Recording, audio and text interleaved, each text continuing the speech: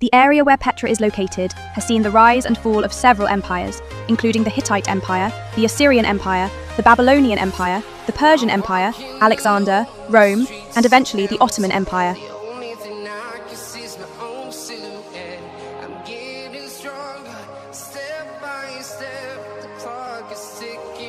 Now, as we head to Petra. Today, you will see Petra in a dark state.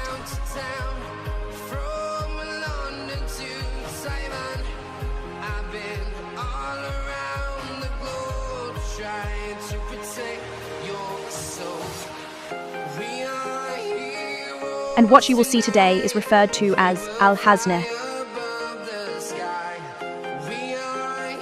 What does Al-Hazneh mean? It means treasure house.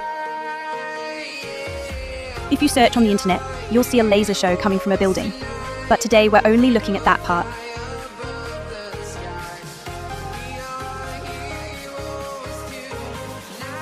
In fact, the entrance to the city of Petra is Al-Hazneh.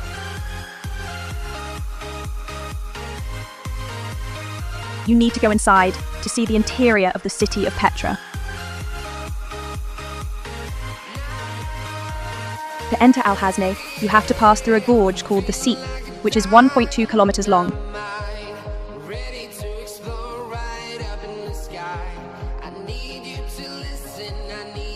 In this area, there was a kingdom during the time of the Jews. That kingdom is called the Kingdom of Edom.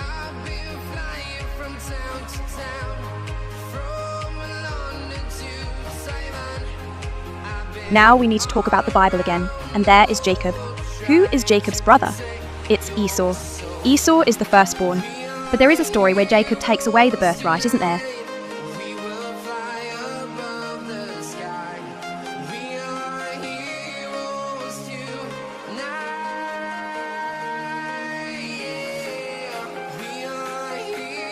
And so, these two brothers end up separating. And now Jacob goes to the land of Canaan, which is today's Israel, while Esau comes down to this area with his family.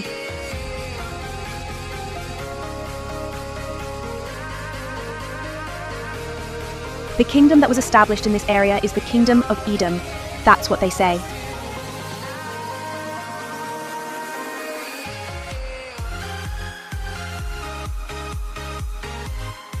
And the meaning of the word Petra is rock. It means stone. So it seems to refer to a city that is situated within a rocky mountain.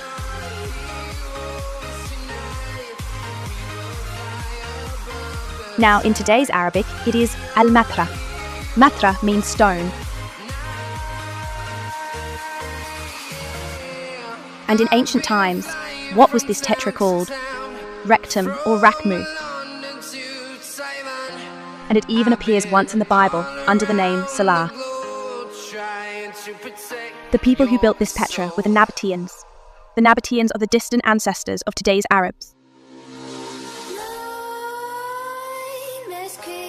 While you and me repeat, this bittersweet heat is suffocating. I'm waiting and always hesitating. What kind of people were these Nabataeans? Originally, they were people who led sheep and goats and lived a nomadic lifestyle. But at some point, they climbed up the mountains and engaged in raiding other tribes, and that was the lifestyle of the Nabataeans.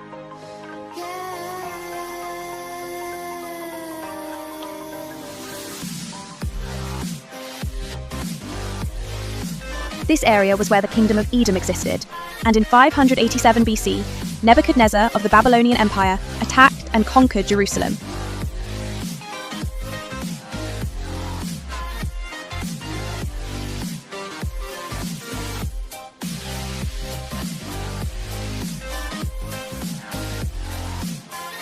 At that time, who were the Edomites that helped the Babylonian Empire conquer Jerusalem? They are referred to as the people of Edom.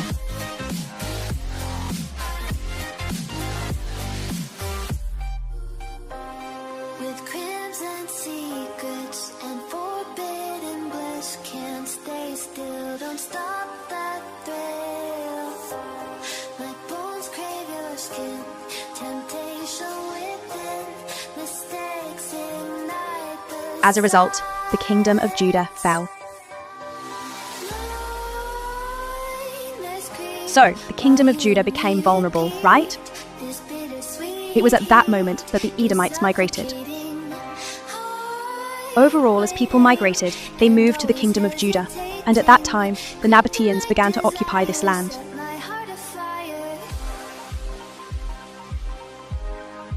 During this time, Petra was constructed, roughly starting from the 2nd century BC.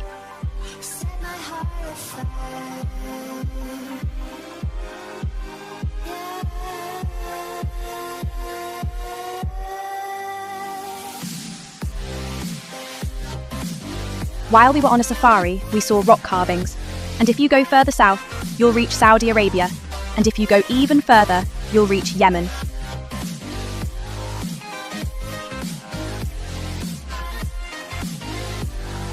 And then, in front of us is Petra. And if we go further north, we find the opposite, the massive city of Damascus.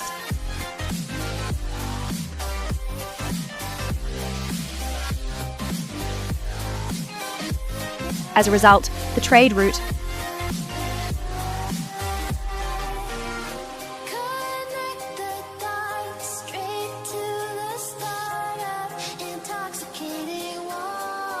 from ancient times, from Yemen to Damascus in Syria, is this very road.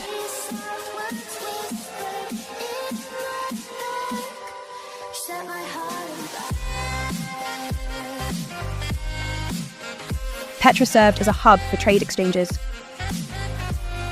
Now moving into AD, in 106, the Roman Emperor Trajan conquers Petra.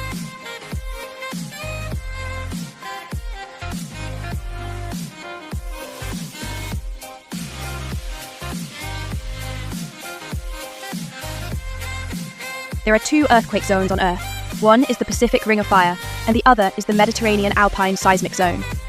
The area that precisely crosses the Mediterranean Alpine Seismic Zone is present-day Turkey.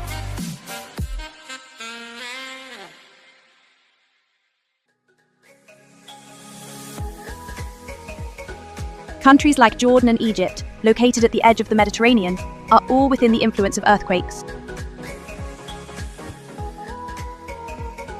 As a result, historically many cities have disappeared due to earthquakes, and after the Roman conquest in 106 AD,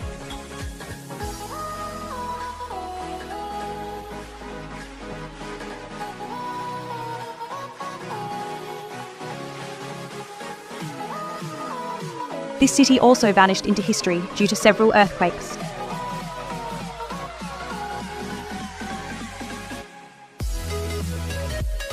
After being forgotten for a long time, Petra was rediscovered in 1812 by the Swiss explorer Johann Ludwig.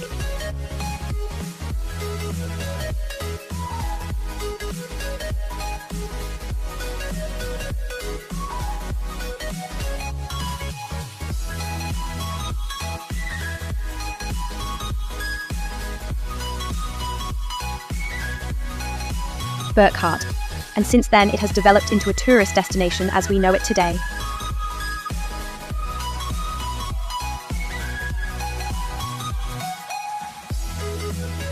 However, the Nabataeans had an almost instinctual sense for water, and were said to be almost supernatural in their ability to find it.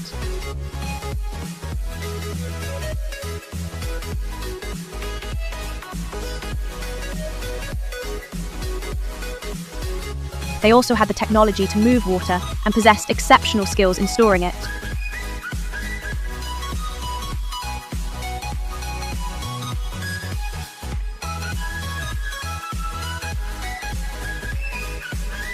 As you can see now, Petra is a city located in the middle of the desert.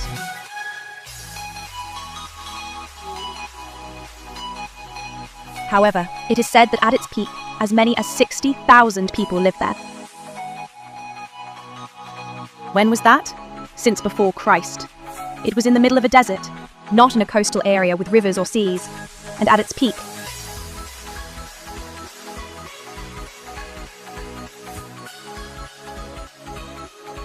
a city was built to accommodate more than 60,000 people.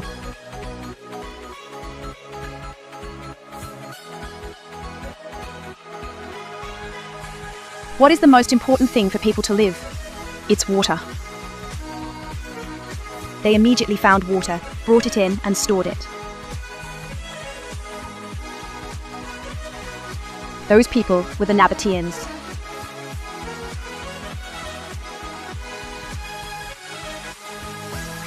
Meanwhile, the place where we currently are is at a high elevation.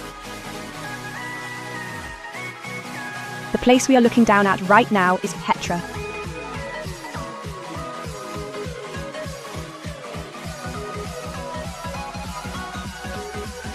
Well, anyway, it's raining here too. This is a place where it rains during the rainy season. And these mountains are not made of soil, but of stone, which cannot absorb water and just let it flow away. Also, water is collected from the highlands to the lowlands. So, this water is stored, and through this water, a city was created right in the middle of the desert, allowing as many as 60,000 people to live here since before Christ. That's how you can think of it.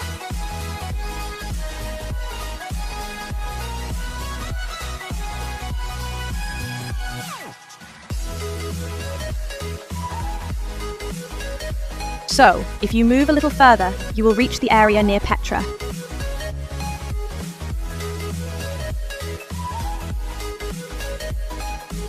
In the area that is deeply nestled in front, Petra was also taking its place.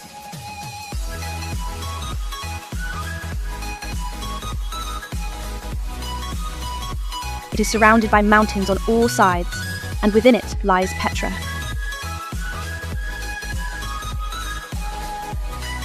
As a result, external enemies have a hard time conquering Petra. It cannot be conquered. However, the Romans conquer. What method? They cut off the water supply.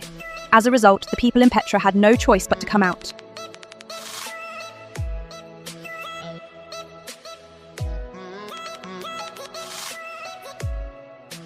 You all watch videos of Petra like this on YouTube.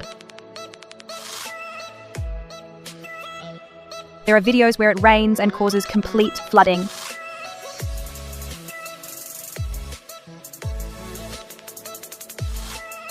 Flooding occurs even in Saudi Arabia. In such environments where flooding and heavy rains lead to many casualties, it's not like Korea where torrential rains pour down.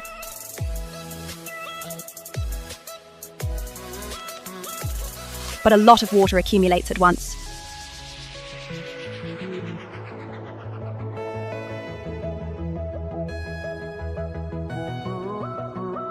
In the Middle Eastern desert countries, there are terrains that cause water to flow down and create floods, which is why floods can occur there. You can understand it that way.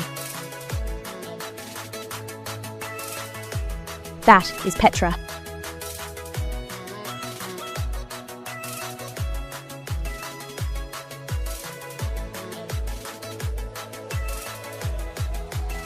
The morning after the Petra night tour, I returned to Petra.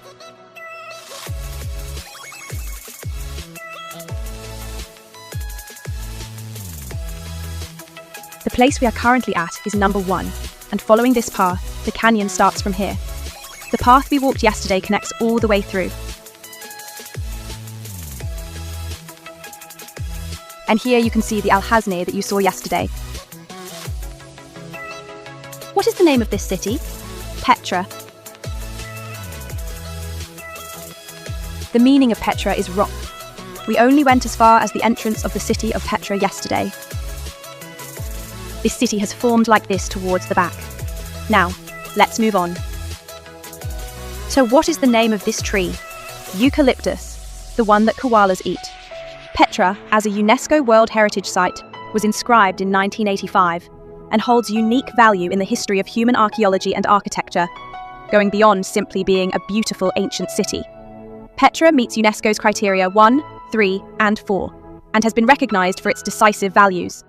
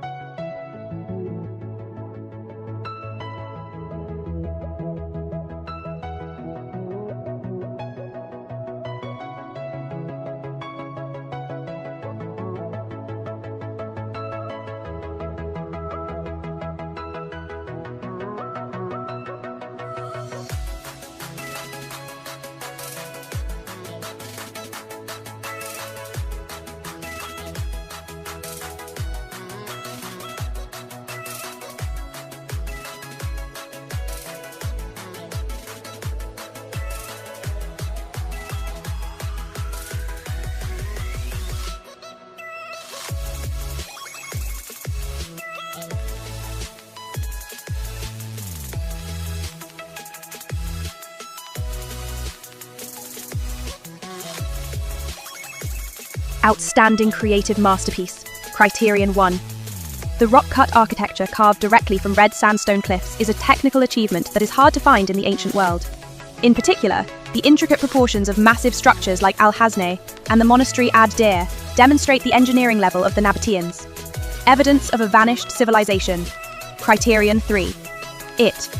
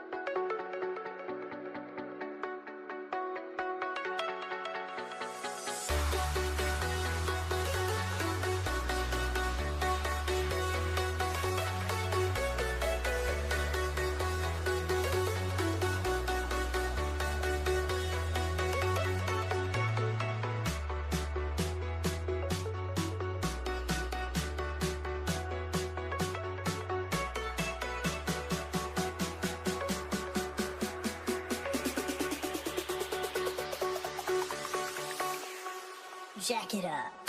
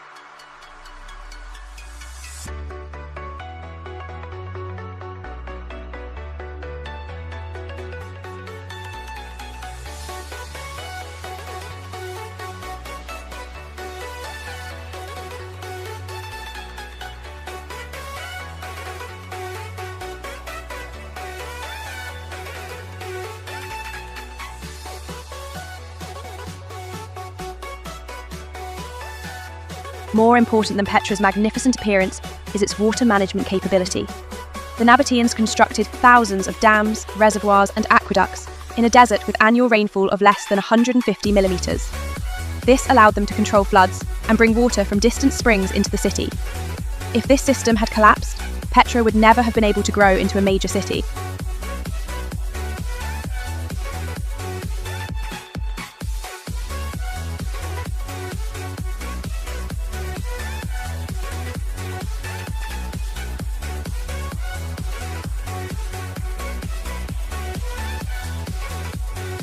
Jack it up.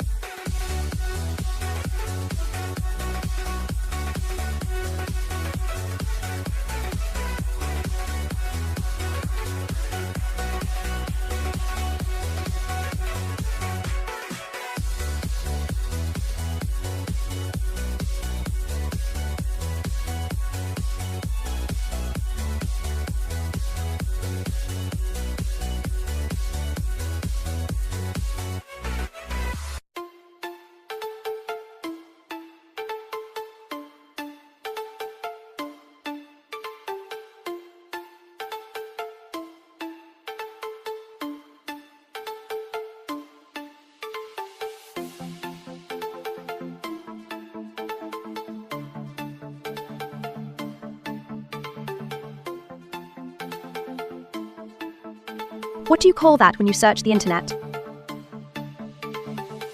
It appears on the internet as the obelisk tomb and the pyramid tomb. And if you look below, there are also holes. the tomb of the Roman soldier is written like that.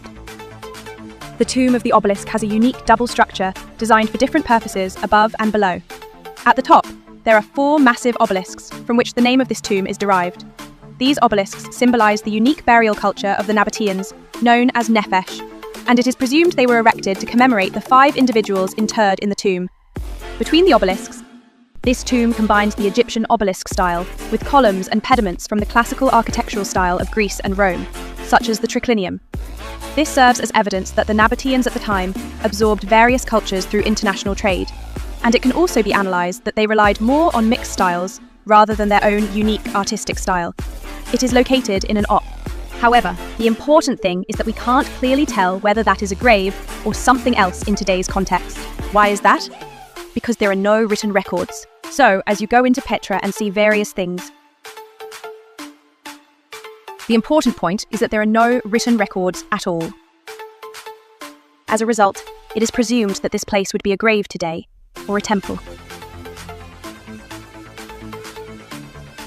We cannot confirm this through any written records. Who were the people that built Petra? The Nabataeans. The Nabataeans are the ancient ancestors of today's Arab people. It is said that the language used by the Nabataeans was the same language that Jesus spoke, which is Arabic. At that time, even up to the era of Jesus, the common language and international language of this region was Arabic. It is presumed that the Nabataeans used a dialect of Arabic and the script they used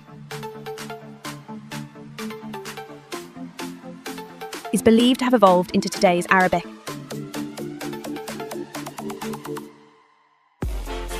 In any case, it means they had a language and a script. However, the important thing is that they did not leave behind any written records.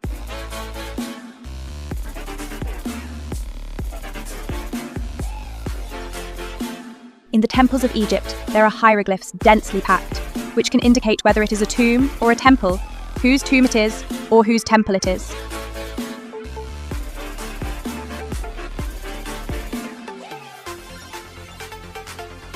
By deciphering those characters, one can understand the purpose. But the Nabataeans did not leave any written records at all. As a result, today's scholars are conducting research and suggesting that this might be a tomb.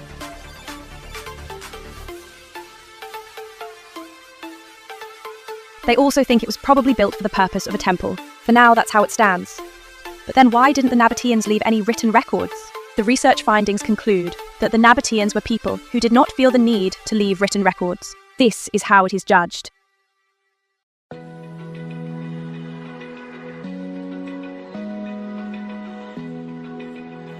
We saw Al-Khazne yesterday, didn't we? Al-Khazne means the treasury. And when was this Al-Khazne excavated? It was excavated in 1812 by a Swiss scholar named Johann Ludwig Burckhardt. He is the scholar who excavated the Abu Simbel temple in Egypt. It was named Al-Khazne by the people in the area, after Petra was excavated in the 1800s. So there is no evidence that the Nabataeans referred to it this way in the past. But why was it named a treasure trove? It is the people who lived in this area at that time who created the stories, such as the exodus of the Israelites, and Pharaoh pursued the Israelites. But it is said that he lost his power right here in the Red Sea, and using the power of magic, Pharaoh managed to gather his strength and chase the Israelites all the way here. When he was about to return to Egypt, he hid a tremendous amount of treasure in the place he had seen the day before, called Al-Khazne. As this story was created, the place became known as Al-Khazne, which means treasure house. Therefore, this story has nothing to do with the Nabataeans, and should be seen as something that was attributed to the people of this area after the 1800s. You will see the tomb of the obelisk up close.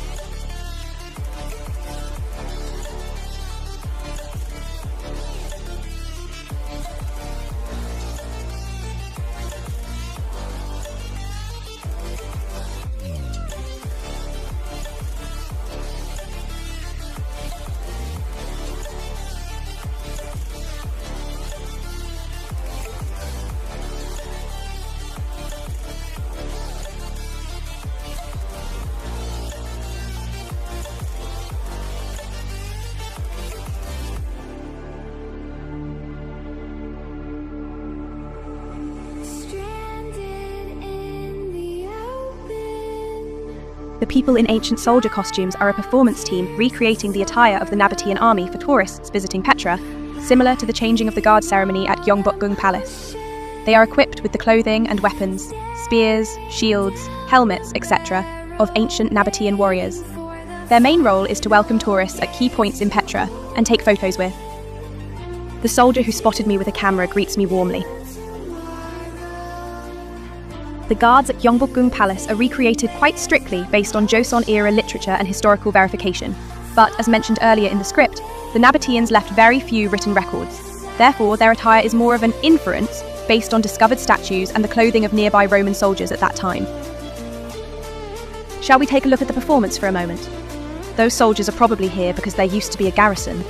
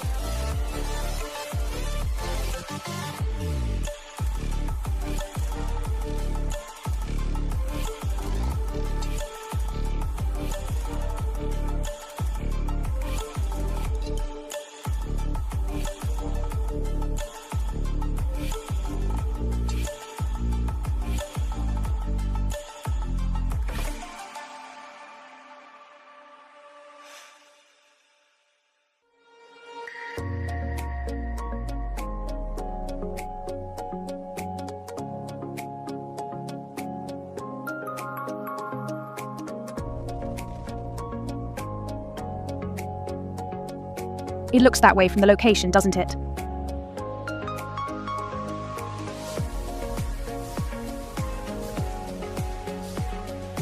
Now we are going down in earnest.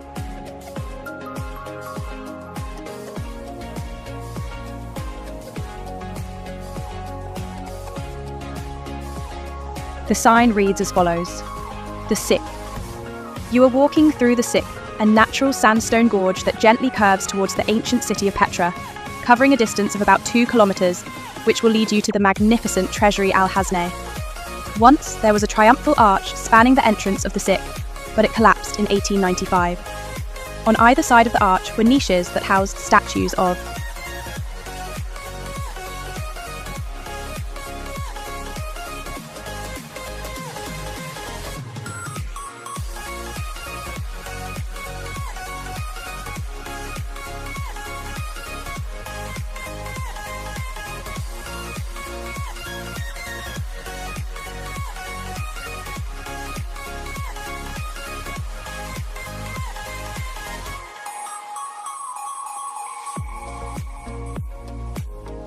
At that time, Petra was a bustling city that witnessed a constant stream of travelers, visitors, and pilgrims passing along the very path you are standing on now.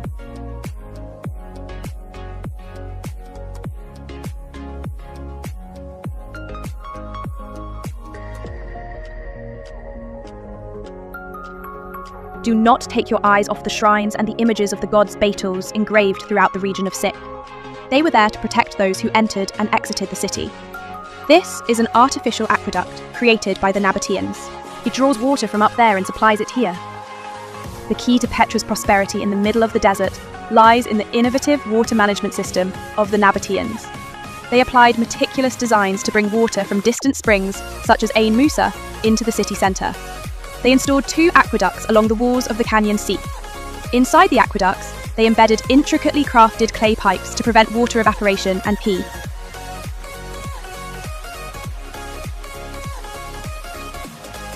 Flash floods in the desert posed a threat that could destroy cities, but they utilised it as a resource. They built thousands of dams and reservoirs to capture the suddenly pouring rainwater in an arid environment with annual rainfall of less than 150 millimetres. The canals were not just simple survival tools, but also symbols wishing for the city's well-being. Along the canal there are shrines and represées. These canals are also classified into grades, and this one is Grade 2. It is Grade 2 water supplied to the general public. Although it has partially disappeared, you can see it as you go down.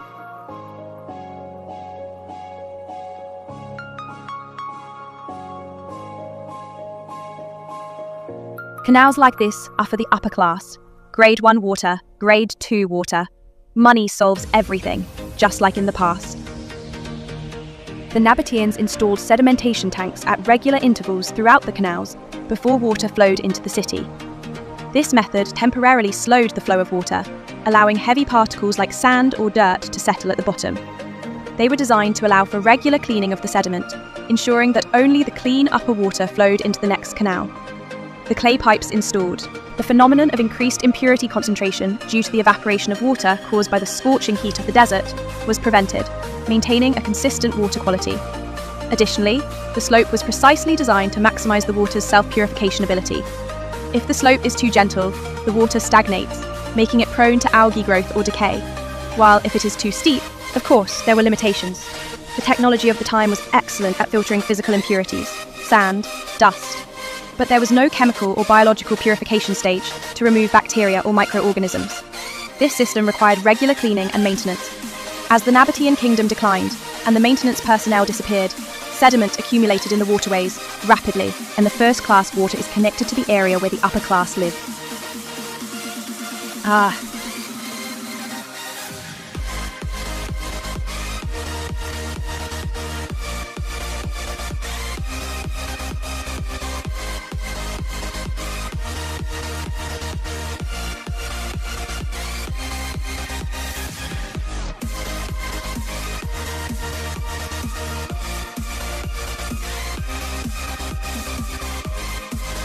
The Nabataeans constructed a total of 28 dams, not only at the entrance of Sip, but also throughout the mountain ranges surrounding the city.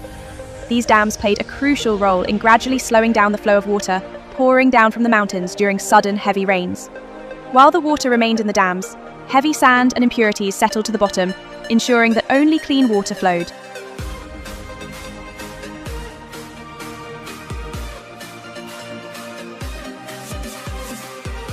The water controlled by the dams was stored in 70 strategically placed reservoirs throughout the city. The reservoirs were evenly distributed from the highlands to the lowlands, allowing for a stable water supply to citizens, even during droughts. Many reservoirs were designed with tunnels carved into the rock to prevent evaporation. The inner walls were treated with the Nabataeans' unique and intricate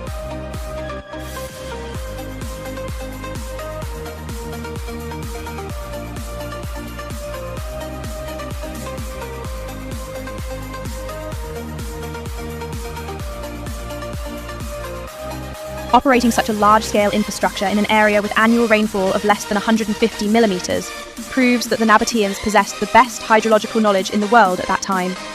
Thanks to this sophisticated water management network, Petra was able to accommodate thousands of inhabitants and numerous travellers as a central hub of ancient trade routes. If you look up, this was originally one mountain. Geologists say that it was one mountain, but it has split apart like this.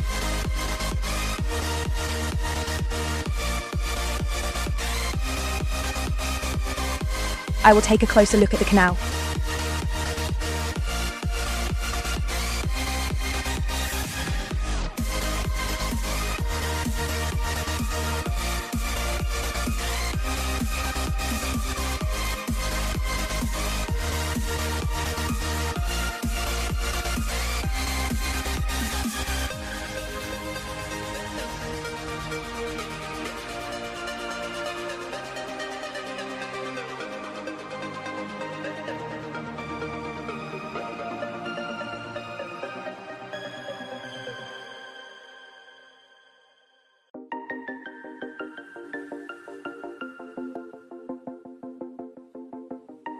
Well, there is something rectangular like this.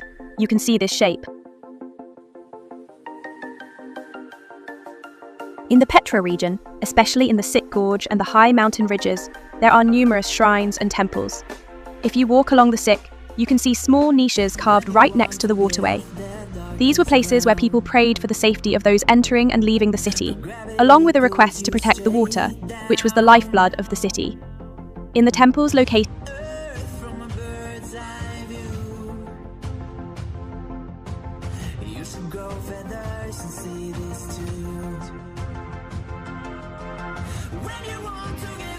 the Nabataeans practiced polytheism and had two main deities at the core of their beliefs. Dushara was the highest god of Petra, meaning Lord of Shara Mountain. He was regarded as the god of mountains and rocks, as well as the protector of royal authority. Al-Uzza was considered the spouse or feminine aspect of Dushara, meaning the strongest one. She was worshipped as the goddess of abundance.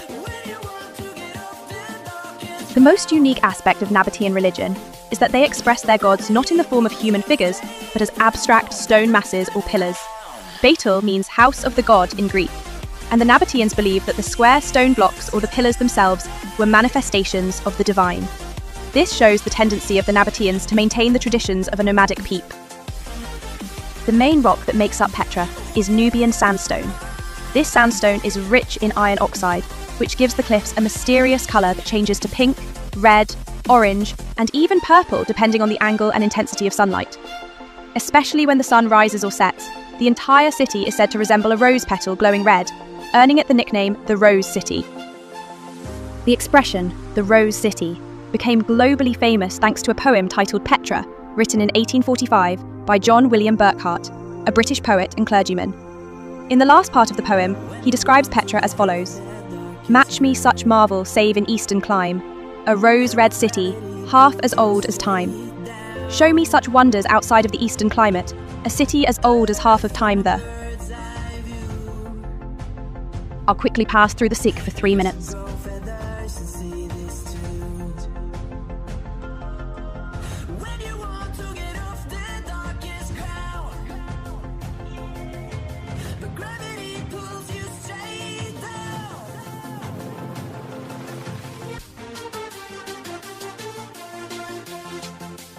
Along the waterway.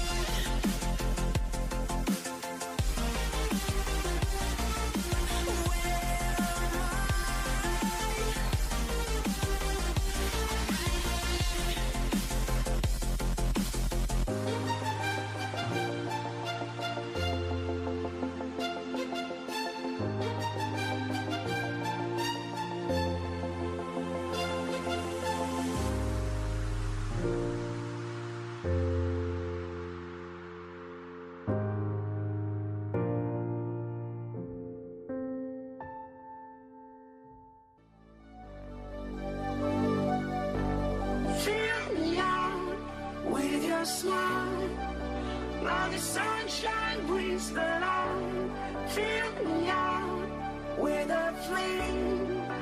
I will let you in this game.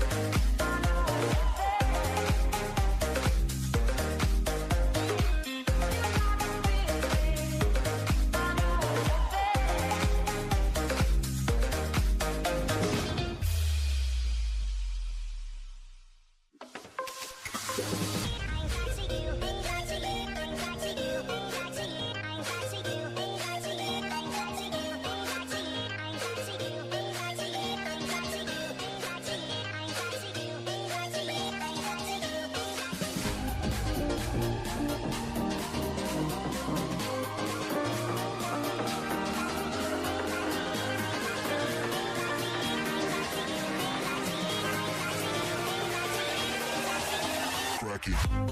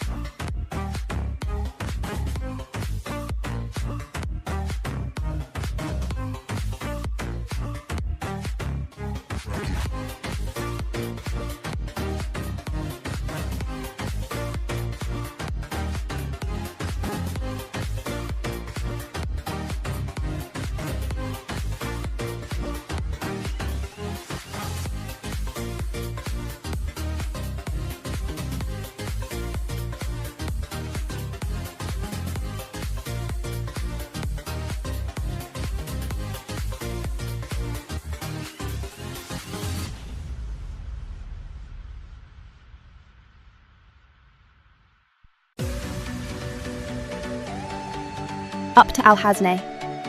Now, let's go in. We're almost there. Al-Hasne, symbolizing Petra, is a site that embodies the architectural skills and artistry of the Nabataean Kingdom. It is believed to have been built during the reign of Nabataean king Aretas IV, between the 1st century BC and the 1st century AD. The term Hasne means treasury or storehouse in Arabic, which originates from the legend among Bedouins that treasures of the pharaoh are hidden.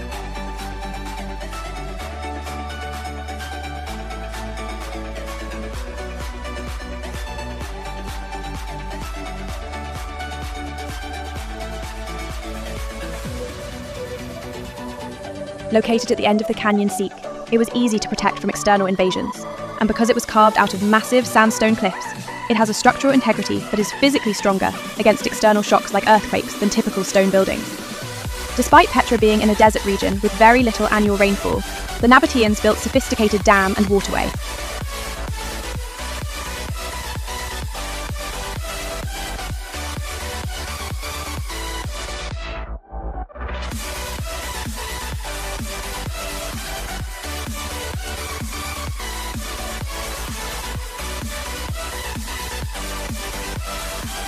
Due to the structural characteristics created by carving into the rock, mistakes made during the design process cannot be corrected. Additionally, during modern restoration work, replacing or reinforcing corroded areas is much more complicated than in typical stone buildings. Compared to the overwhelming facade, the interior space consists of relatively simple square rooms. This indicates that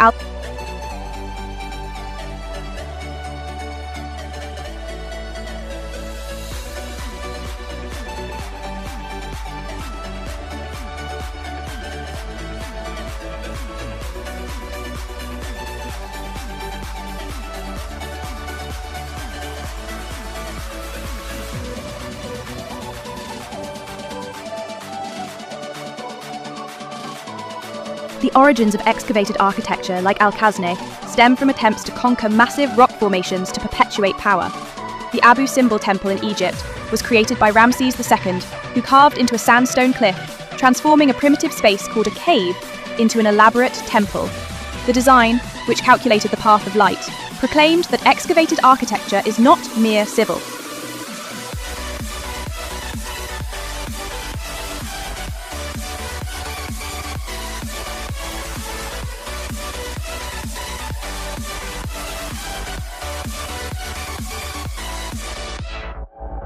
the Nabataeans absorbed the legacies of the two preceding civilizations and developed them into their own unique style.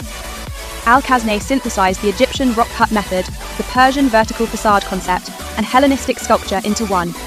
Petra served as a showcase of hydraulic engineering and architecture that enabled the entire city to function by carving into the rock in a harsh desert. Excavated architecture that reached India meets religious aspirations and achieves technical extremes. The Ajanta caves, shaped along a valley in the form of a horseshoe, intricately carved their internal columns and beams as if they were wooden structures.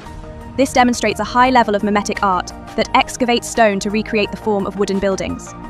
The Ellora Kailasha temple is with the spread of Buddhism, excavated architecture landed in China in the form of large collective temples. The Dunhuang Mogao caves developed as spaces for murals and clay statues due to the geological characteristics of the soft soil rather than sculptures. This is an example of how excavated architecture transformed into a pictorial space.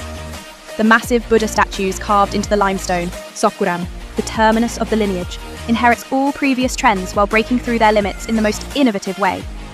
Strictly speaking, Sokguram is not excavated architecture. The granite of the Korean peninsula is too hard to excavate. The Silla people were religiously stimulated by the need to have a cave temple. But they solved this with a completely different construction. The key that runs through this lineage is overcoming deficiency. Abu Simbel. Nakshabi Rostam compensating for the lack of authority with grandeur. Petra. Kailasha overcoming geographical constraints with artistic skill. Siotgaram completing the absence of suitable rock with engineering design. This flow ultimately represents the process of Western vertical authority converging with Eastern. The underground space of Al-Khazneh that you are currently viewing has long been shrouded in mystery, with its true nature beginning to emerge through excavation surveys conducted relatively recently in 2003 and 2024. In the past, Al-Khazneh was recognized solely as a massive facade built above ground, but it was actually buried due to floods and sediment over several centuries. In 2003, the Jordanian Department of Antiquities discovered 3 tombs at the lower left of the Al-Khazneh facade. Then, in October 2024, a joint survey team from the US and Jordan, utilizing remote sensing GPR technology, found an additional 12 tombs containing skeletons and burial goods underground on the right side of the facade. In this underground space, not only pottery used by the NR, these investigations provide decisive evidence that Al-Khazneh was not merely a royal treasury, but a complex mausoleum symbolizing the authority of the royal family. The arrangement of the underground tombs showcases the Nabataeans' intricate belief system regarding the afterlife. Because Al-Khazneh's underground spaces have been covered by sediment for thousands of years, they were spared from one. The above-ground structure of Al-Khazneh is responsible for Hellenistic display, while the underground serves the Nabataean tradition burial, creating a dual structure. Recent underground excavations reveal that the appearance of Al-Khazneh we knew was just the tip of the iceberg. In particular, the discoveries in 2024 firmly established that Petra functioned as a massive sanctuary for the deer.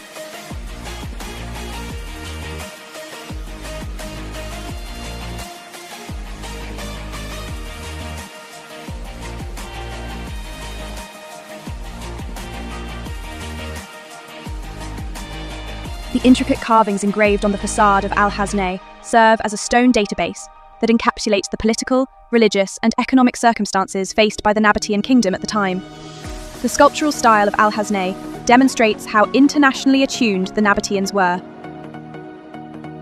The Corinthian columns and triangular pediment at the top of the facade, along with the circular structure tholos, represent a typical Hellenistic architectural style. This indicates that the Nabataeans actively engaged with the Roman Empire and the Mediterranean world, embracing their aesthetics. On the second floor, there are sculptures of the winged goddess of victory, Nike, and Amazon Wario.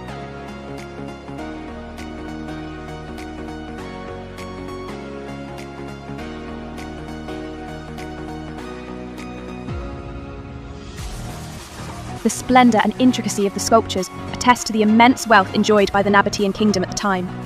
Carving intricate Hellenistic reliefs from rock required a highly skilled group of stonemasons. This was made possible by the substantial capital accumulated from monopolizing the trade of spices, frankincense, and myrrh. The grapevines, fruit baskets, and cornucopia depicted through.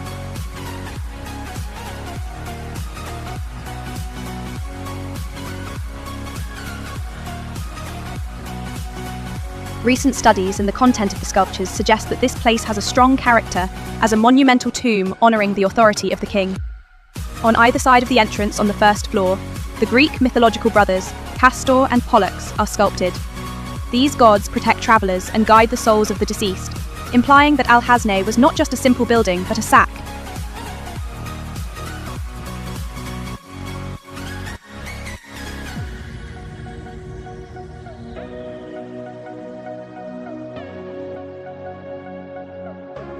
Critically speaking, the sculptures of Al-Hazneh attempted to perfectly reproduce the Greek and Roman styles, but they give a somewhat eclectic and artificial feeling as they blend with the unique style of Nabatea.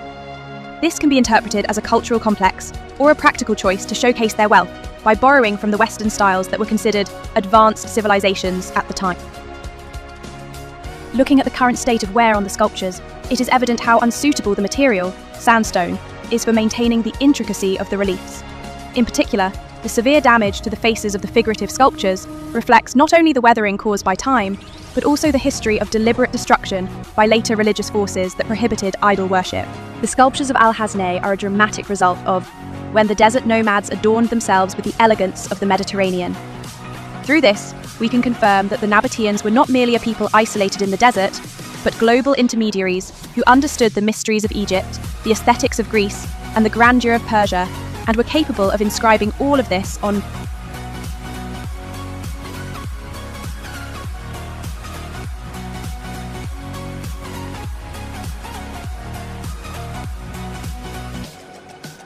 The architectural method of Al-Hazneh showcases the essence of the top-down rock-cut method, which is astonishing even from a modern engineering perspective. In contrast to typical stone construction, which builds from the ground up, Al-Hazneh was carved down from the top of the rock face. In the desert region of Petra, there was not enough wood to create scaffolding. Instead, the stonemasons carved small holes into the rock face to create footholds, or utilized the naturally occurring stepped layers formed by carving down from above. Working from top to bottom allows for the load-bearing structure to be completed from above, minimizing the risk of the upper structure collapsing before excavation. Precise guidelines were drawn on the rock surface to align vertical and horizontal lines. This is a key reason why the facade of Al-Hazneh achieves perfect symmetry. The channeling method involved carving narrow, deep grooves into the rock, then inserting dry wooden wedges between them, and pouring water to expand and detach massive rock blocks. They were finely shaped using bro. The advantage of this construction method is that, since it is not made of stacked bricks, the risk of separation between components or collapse during an earthquake is much lower than that of conventional buildings. This is because the entire rock acts as a single structure. There is also no need to transport materials from outside, and the material costs are essentially close to zero. There are also disadvantages. If you cut it incorrectly once, there is no way to recover it. Design errors can lead to catastrophic results, which required extreme precision from the stonemasons. Due to the structure that digs into the rock face, if rainwater seeps in, it can cause corrosion inside the rock. The Nabataeans' obsession with the design of aqueducts was also a necessary measure to mine.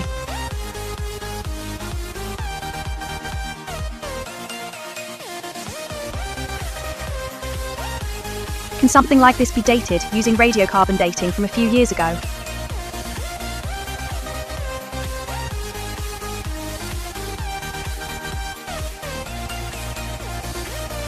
Rocks cannot be measured with C14 radiocarbon dating. Rocks are not suitable. Organic materials. If it's organic, it could be wood, humans, bones, living organisms. Rocks are not suitable. You can tell based on the style. You can definitely tell based on the architectural style. Summarizing the various stories shared about Al-Hazneh so far, its architectural significance can be outlined as follows. Al-Hazneh is a site where humanity's technology for handling rock has been expressed in the most sophisticated manner. It inherits the early excavation concepts shown by Abu Simbel and the facade art of Naqsh-e-Rustam, achieving a methodological completion known as top-down. Al-Hazneh is not merely a local style, it is an exhibition of international style that absorbs the essence of all contemporary civilizations. The faith of Egypt Isis, the aesthetics of Greece Corinthian columns, Nike sculptures, Persian funeral traditions, and Nabataean hydraulics are all integrated into one facade. This serves as a historical proof of how architecture evolves. Not as a pos, Al-Hazneh maximizes the characteristics of the material known as soft sandstone, while also embodying human efforts to compensate for its fragility. While intricate reliefs were carved using the softness of the sandstone, sophisticated drainage systems and dams were constructed behind it to protect against floods and weathering. This suggests that the building does not exist in isolation, but is, as recently confirmed through excavations of underground spaces, Al-Hasneh is not just a simple building, but a massive sanctuary. The splendid facade above ground showcases the royal authority in this world, while the underground tomb space guarantees rest in the afterlife. This method of adorning the space for the dead with the most magnificent art of the living has significantly influence. Al-Hasneh is a great turning point in the history of human architecture. It is the result of an explosive synergy created by the meeting of Western classical aesthetics and Eastern excavation traditions. Because of Al-Hasneh, we realize how elegant a space carved from rock can be, and this inspiration flowed eastward along the Silk Road, ultimately reaching the pinnacle of artificial caves. I am currently here to see the Petra by night tour and the light show. I have walked 1.2 kilometers for the night tour, and the space in front of me is Al-Hasneh, where the light show takes place.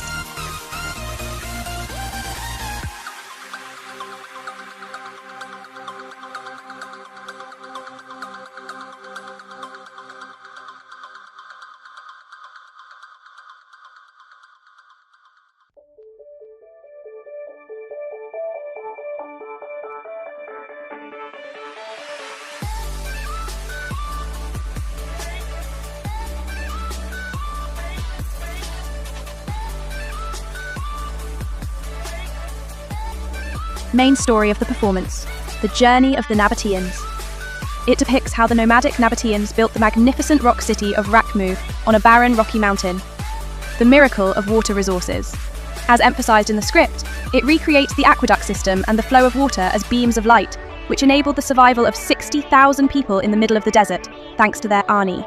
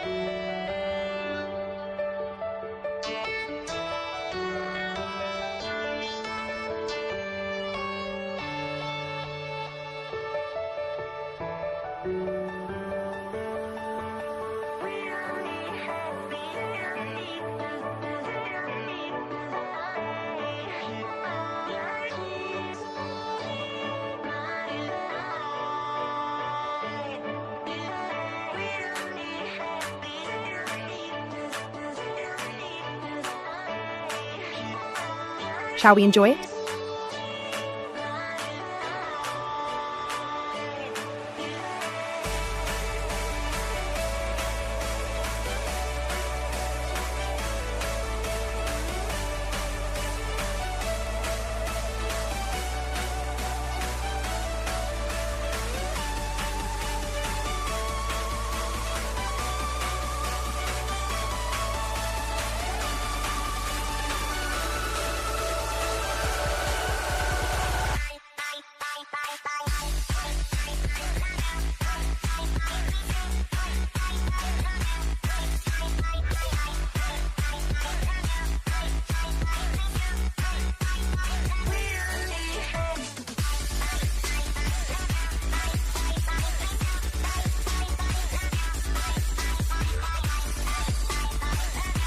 Welcome, desert wanderers. Come and hear this ancient tale. Hidden in the silent sands, buried beneath the veil of this lifeless desert, where life once thrived in its prime, as fleeting as the bloom of the short desert rose.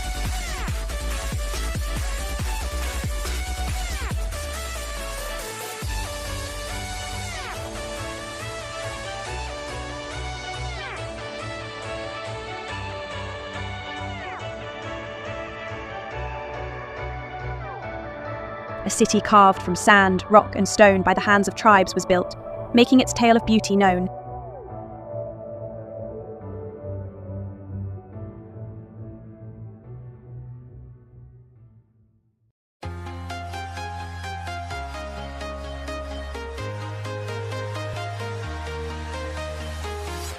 I'm walking alone, the streets are empty. The only thing I can see is my own silhouette. I'm getting stronger, step by step. The clock is ticking, but there's no time for regrets. I've been flying from town to town, from London to Taiwan. I've been all around the globe, trying. A people born from sand and dust, who wove their lives and fates together. In the toil of life and death, they place their trust in the rise of the kingdom of Nabataea.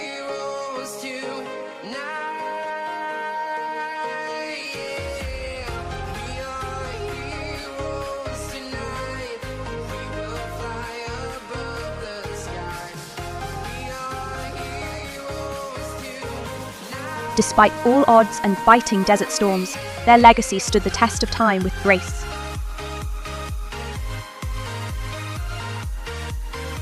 New nomadic paths illuminated by the sun, winding like a snake to this one place of rest, terribly to hunt.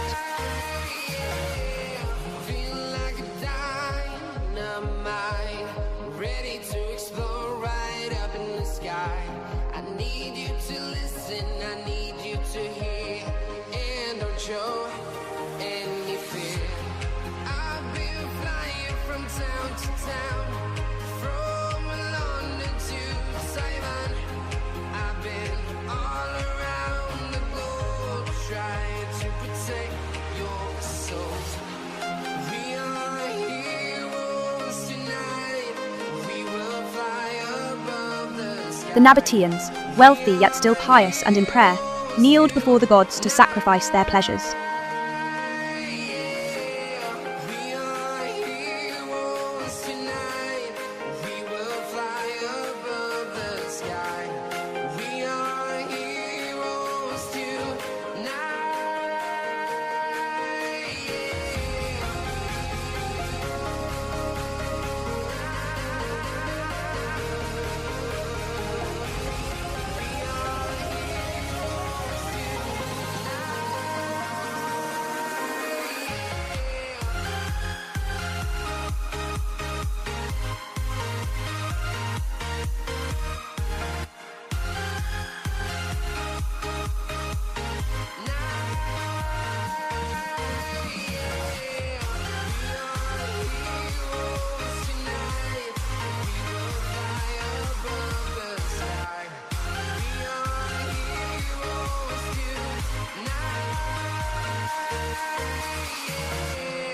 I've been flying from town to town, from London to Taiwan.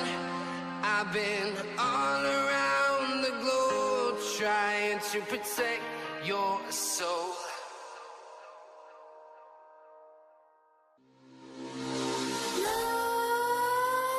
Nightmares creep while you and me repeat. This bittersweet heat is suffocating. I'm waiting and always hesitating. Kryptonite desires set my heart afire. Heart on fire. Set my heart afire.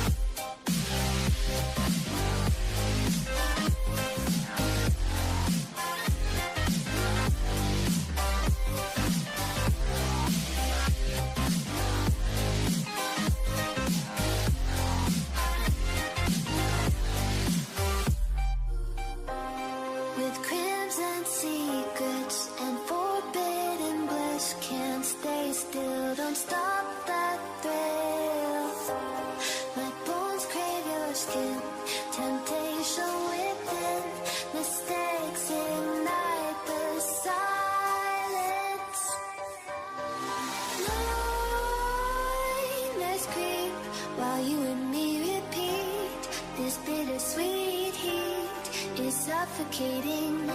I'm waiting and always hesitating. Kryptonite desires set my heart afire.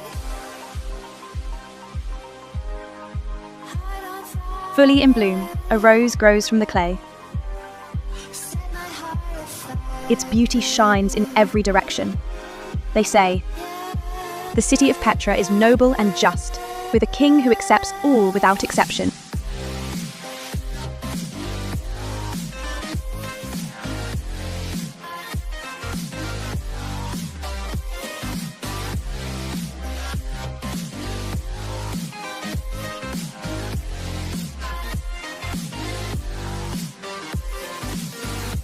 King Arutas IV, the lover of his people, is greeting you. Welcome to our home.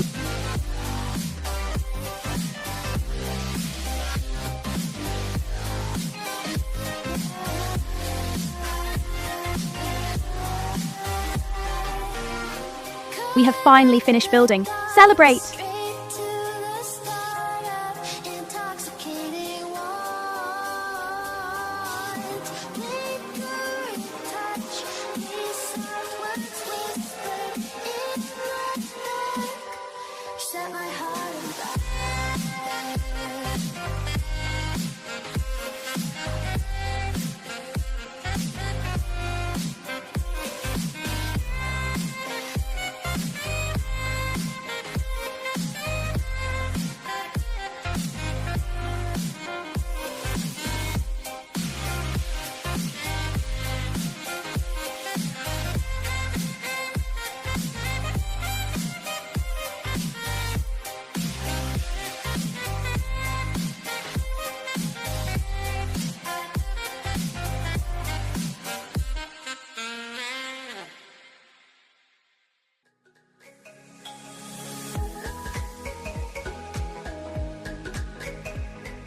Though even in the case of beloved kings, death comes for all, even the best.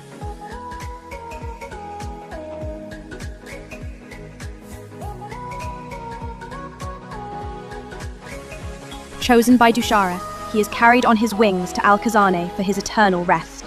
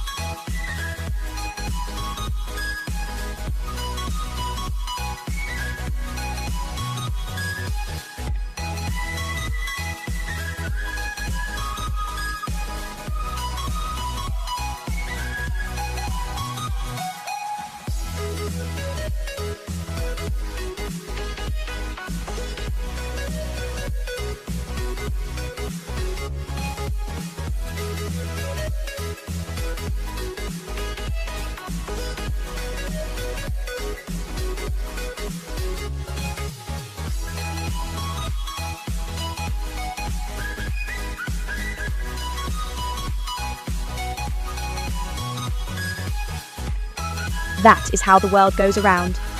As all life once has its last dance, a quake has shaken all the ground.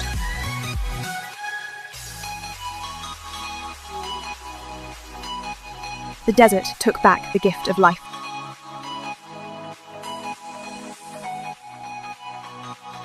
Footprints blown over, bones whitening in the sun. The beauty of a blooming flower withers and falls like the tears from our eyes.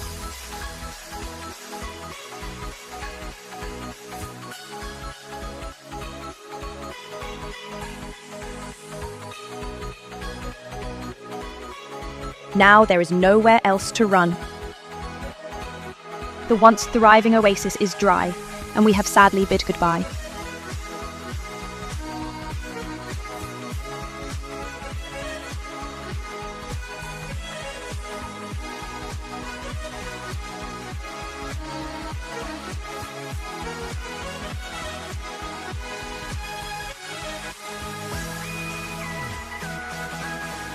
Many a man has passed these pillars since. One stops and stares in silence, amazed, while another only stares at the ground, looking for treasure lost to be found.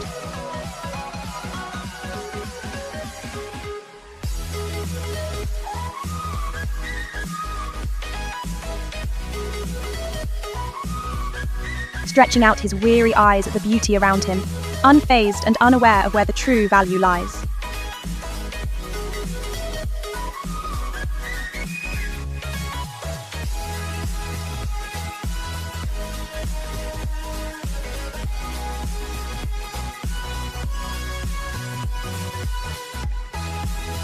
Alas, times change and here you stand,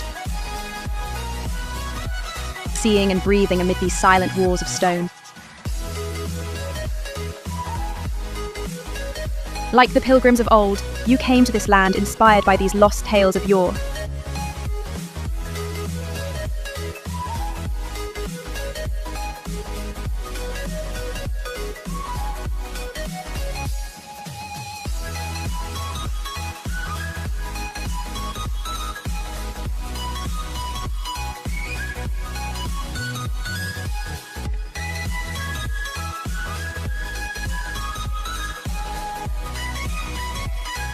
Take this tale with you, to tell of the wind and sand that extinguished the flame. Of this ancient legacy that fell, yet remains chiselled in stone in eternal fame.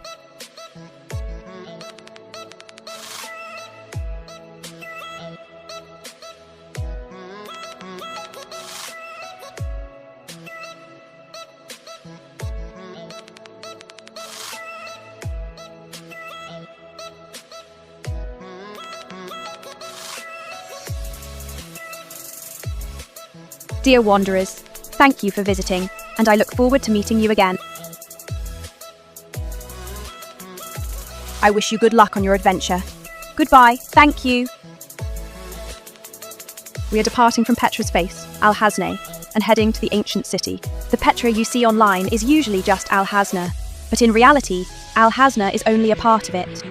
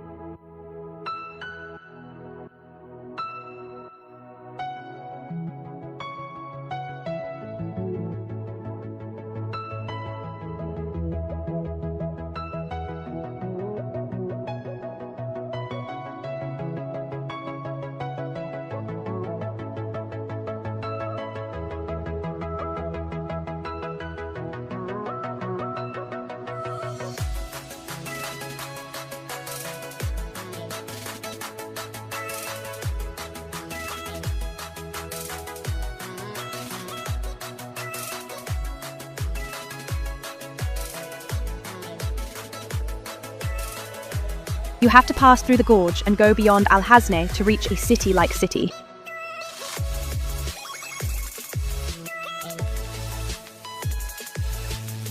Here, new architectures can be seen.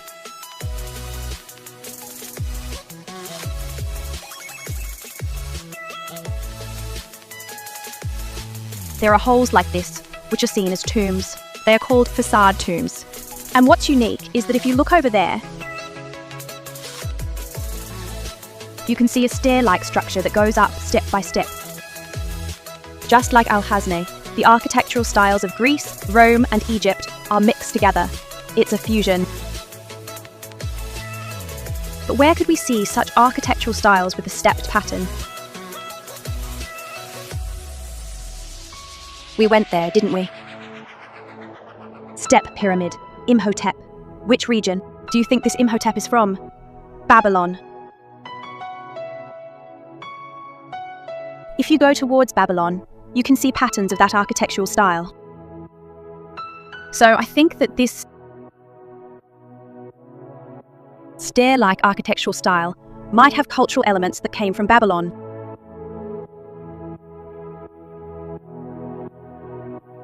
Once you go inside, it's just completely open. The street of facades has been revealed. On both sides of the path leading to the city centre, there are over 40 Nabataean-style rock tombs. This place is smaller in scale than the royal tombs, but is believed to be the burial site of the Nabataean middle class, or lower-ranking officials. Crow steps.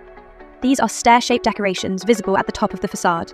They seem to be influenced by Assyrian architecture, and were used either to symbolise stairs leading to the sky, or for decorative purposes. Multi-layered structure. The tombs are arranged in layers according to the height of the rock, which reflects an intention to use space efficiently, while also indicating the hierarchy. This road was the main thoroughfare leading into the centre of Petra. The placement of tombs here served as a social mechanism to honour the dead, while constantly exposing the family's power to outsiders and citizens. Recent studies suggest that some of the holes were not just tombs, but also used as spaces for rituals, or areas where families stayed triclinia. This indicates a unique Nabataean food.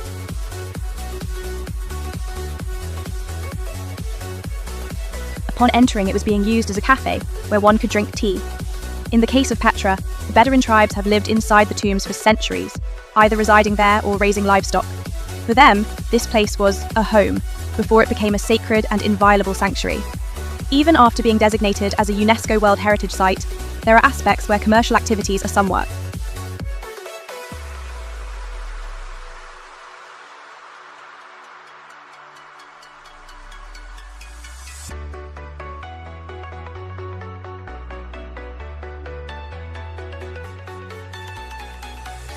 Looking at the cafes around Hwangli Dangil in Gyeongju, or near the ancient tombs, it seems that their utilisation is active, but it is legally prohibited to establish cafes inside the ruins. This is because the legal principle of preserving the original form takes precedence over utilisation. While cafes at overseas heritage sites often serve as a livelihood for local residents, in Korea, in conclusion, Korea's conservative approach to utilising cultural heritage is due to the strong influence of historical continuity and Confucian values. In contrast, places like Petra reflect a stronger, pragmatic perspective that prioritises the livelihoods of residents and the convenience of tourists over the physical destruction of the ruins. Although there has been an increase in experi,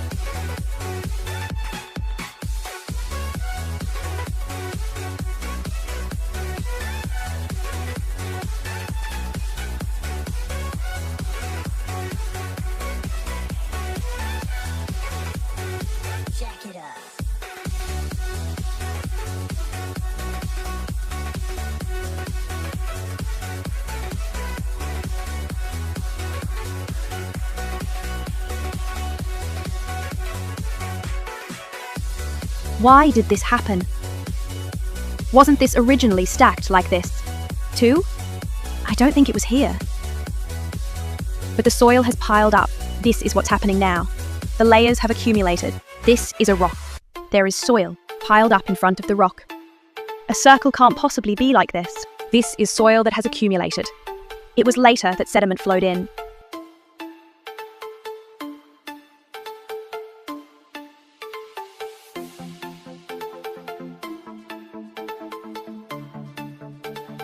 There's dirt piled up here too. People have defecated here. It smells quite bad. There is a souvenir shop and a restroom. The surroundings are filled with graves. The appearance of graves on the outskirts of the city is similar to our own. This is precisely why there were thousands of graves in the Yunpyong area, which was on the outskirts of Hanyang.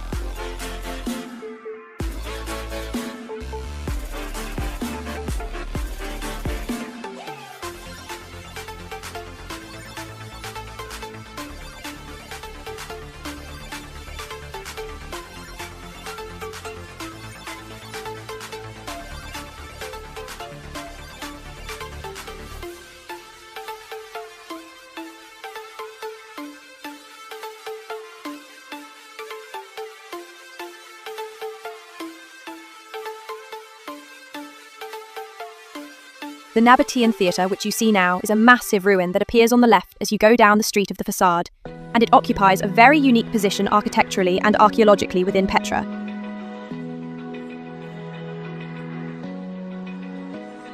While typical Greek and Roman theatres are built using masonry, this theatre was carved directly from the massive sandstone mountain from top to bottom. Both the seating area, cavea, and the orchestra space were sculpted from the natural rock, demonstrating the peak of the Nabataeans' stone processing technology. When it was first constructed during the reign of Aretas IV, around 9 BC to 40 AD, it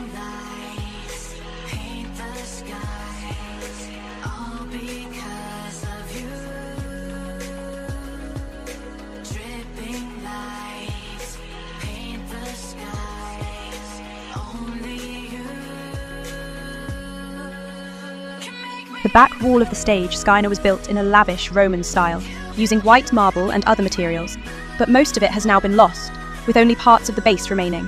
A significant portion of the theatre collapsed due to a major earthquake in 363 AD. Additionally, being located at the bottom of a valley, the seating area has been significantly worn down by sediment from floods, and the site of this theatre was originally a burial ground for the Nabataeans. During the process of carving out the theatre, existing tombs were either cut away or destroyed. The cave-like holes visible at the top of the back wall of the theatre are remnants of the original tombs. The act of carving out the ancestral burial site to create the theatre suggests that the Nabataean society at the time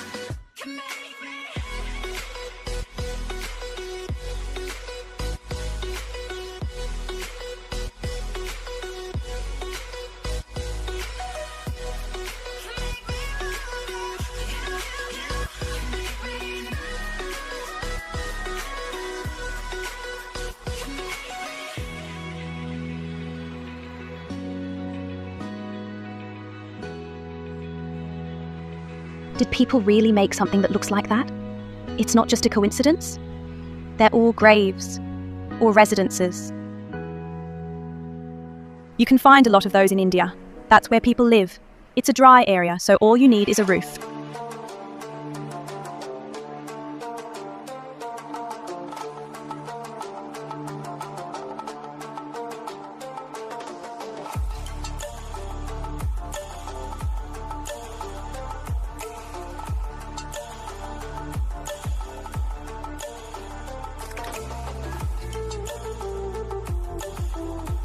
The appearance of shops that look friendly. For them, this is the foundation of their lives.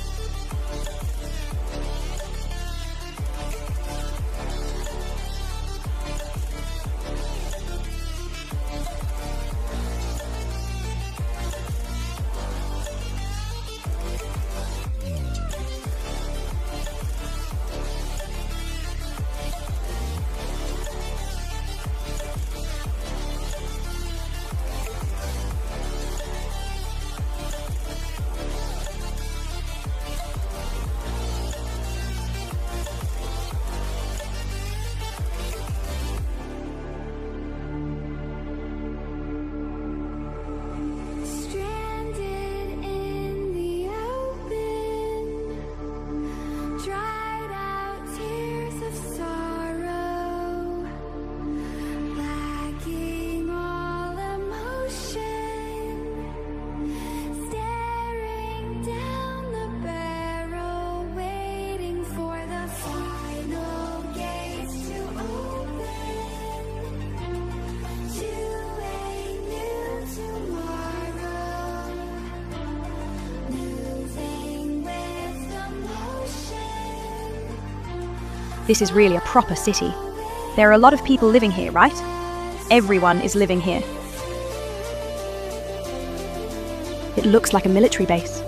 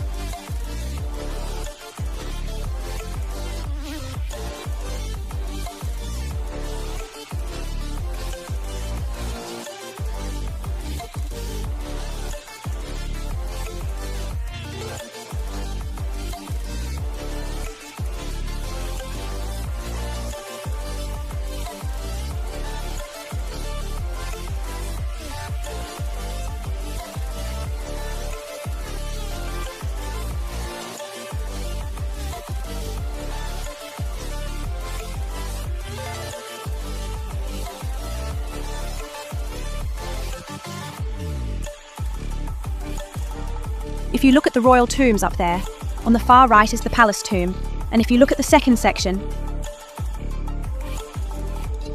you'll see a jar tomb that resembles the one seen in Al-Hazneh, and on this side,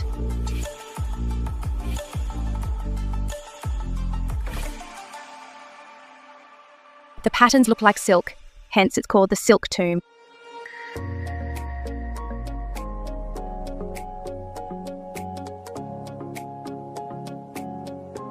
These names were all assigned in modern times. We'll go there together a bit later.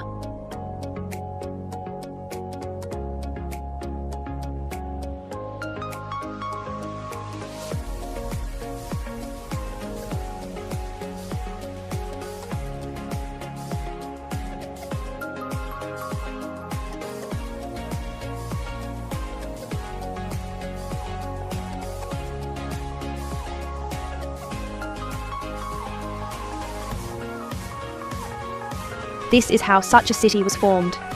So, at its peak, there were about 50,000 to 60,000 people. In the middle of the desert, not by the sea or a river, but right in the desert, 50,000 to 60,000 people, 2,000 years ago. This is what makes it unique.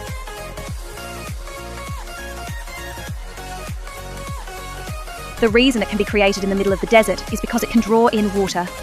We are currently going down.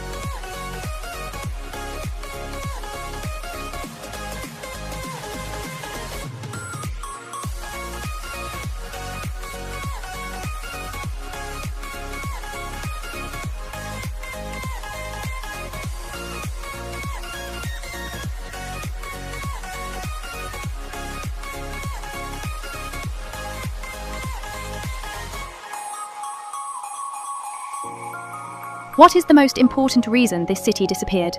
It was the earthquake.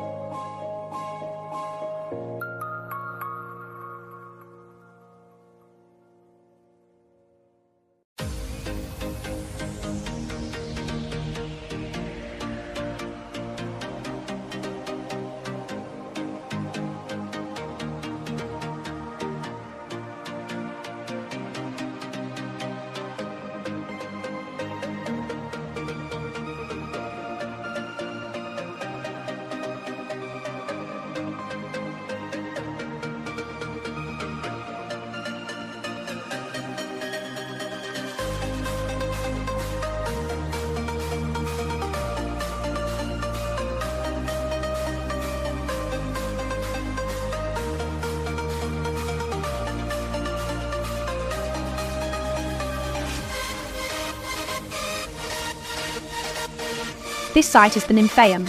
It is located at the point where the colonnaded street begins, at the confluence of Wadi Musa and Wadi al-Mataha valleys. It was established around 100–200 AD. This coincides with the period when Rome began to directly govern Petra as part of the Roman province of Arabia, meaning a spring dedicated to the nymph spirits of water and nature. It was an ornamental public fountain that showcased the city's prosperity beyond just being a simple water supply. It was adorned with a massive semicircular facade and Corinthian columns, and intricate sculptures that spouted water were placed at the top. In front of the fountain, there was a large basin where the townspeople, an elaborate aqueduct system that started from the entrance of the Seat, connected to this site, supplying water to the city centre. Contrary to the restoration drawings on the sign, there are hardly any remains of the massive facade or sculptures, with only the foundations and some column fragments visible. While the grand facades of Petra, like Al-Hasne, were primarily for the dead, this nymphy, while Petra is lined with massive tomb facades. The reason why the general residential areas, which are estimated to have housed tens of thousands of people, are not noticeable, can be analysed through practical factors, such as the difference in durability of building materials, topographical characteristics, and excavation priorities. This feature is not only found in Petra, but also in almost all. The Nabataeans viewed the afterlife as eternal and chose the rock-cut method, which involves carving into massive natural sandstone cliffs. This structure is part of the mountain itself, making it very resilient to earthquakes and weathering, allowing it to be well preserved to this day. In contrast, typical houses were built using the masonry technique, stacking dressed stones or mud bricks.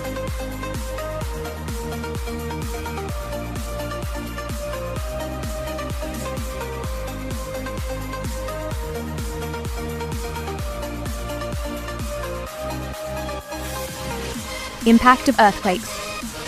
The major earthquakes that occurred in 363 AD and 551 AD dealt a fatal blow to Petra's masonry buildings.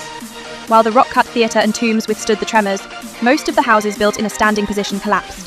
Flooding and burial. Petra is located in a wadi landscape, making it prone to sudden floods during the winter. The debris from collapsed houses has been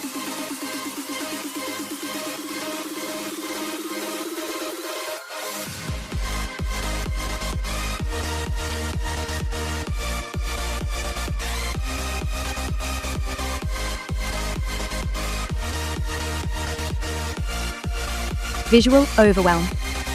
Early excavators and archaeologists focused on visually stunning and well-preserved large facades, such as Al-Khazneh and the royal tombs. The excavation of residential sites, which have relatively unclear shapes, was delayed due to lower excavation efficiency. The reuse of ruins. The phenomenon of stone robbing, where later inhabitants or Bedouins removed well-crafted stones.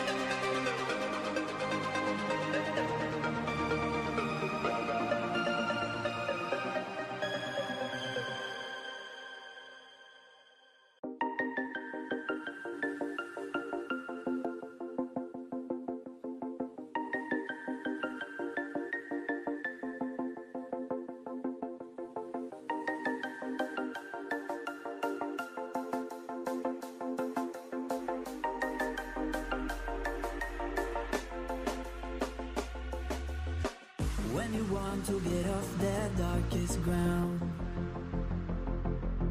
but gravity pulls you straight down. Earth from a bird's eye view. You should grow feathers and see this too. When you want to get off the darkest ground, but gravity pulls you straight down.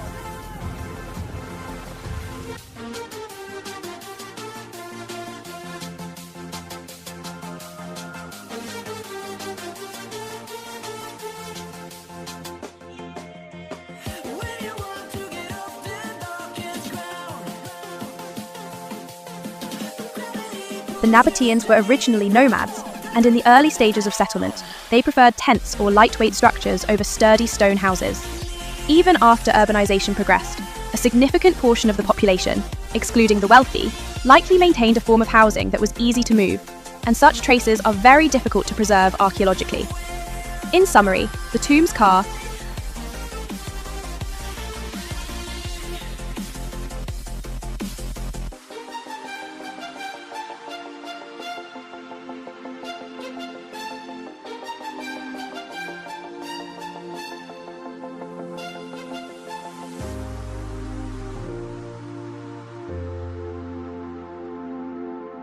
See you in the next video.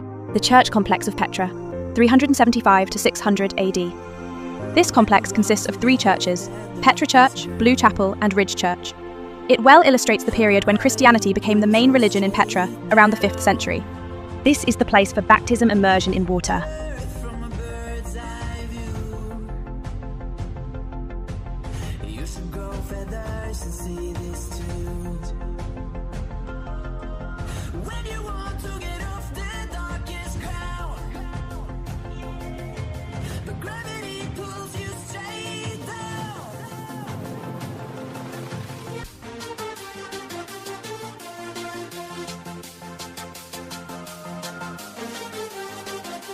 The history of recycling.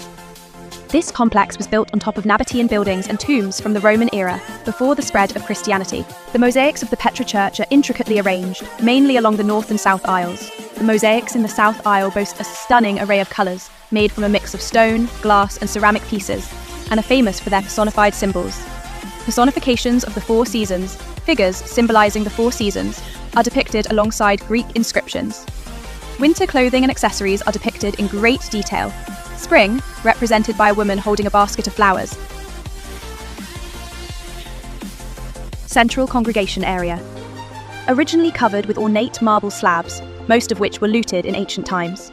Currently, 10 individual sections with 9 different patterns have been identified and partially restored. Apse. The northern apse features a checkered mosaic, which is symmetrical to the patterns in the southern apse. Wall mosaics. Not only the floor, but also the walls were decorated.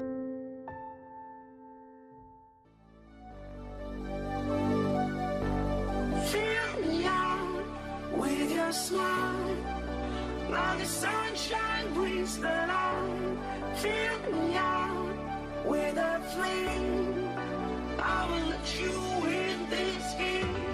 Take me out when I'm down, 'cause with you I'm safe and sound, safe and sound, safe and sound, safe and sound, safe and sound, safe and sound, safe and sound, safe and sound. The mosaic in the northern passage contains various symbols within a geometric structure that follows a certain pattern.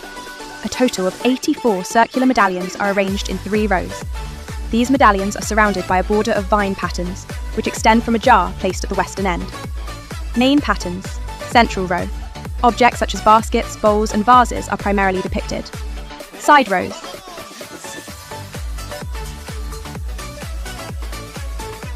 Exotic animals. In the 5th row from the east, there are foreign animals like a spotted camel, which is also speculated to be a giraffe. And you can also find 2 men using a wooden post to manage a loaded camel. The Petra papyri. In 1993, about 140 bundles of papyrus scrolls were discovered in a northeast room of the Petra church. These documents were paradoxically preserved until now, due to being charred by a fire that occurred at the time. They are records from between 537 and 594 AD. Thanks to a law established by Emperor Justinian of the Byzantine Empire, requiring the dates to be recorded at the beginning, Safe and sound, safe and sound, safe and sound, safe and sound, safe and sound, safe and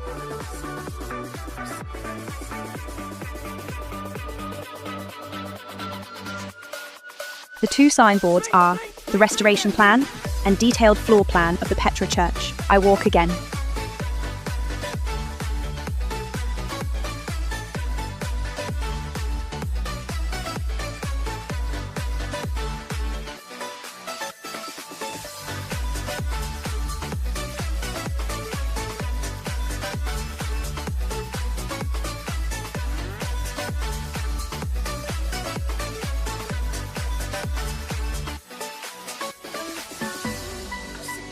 sound, safe and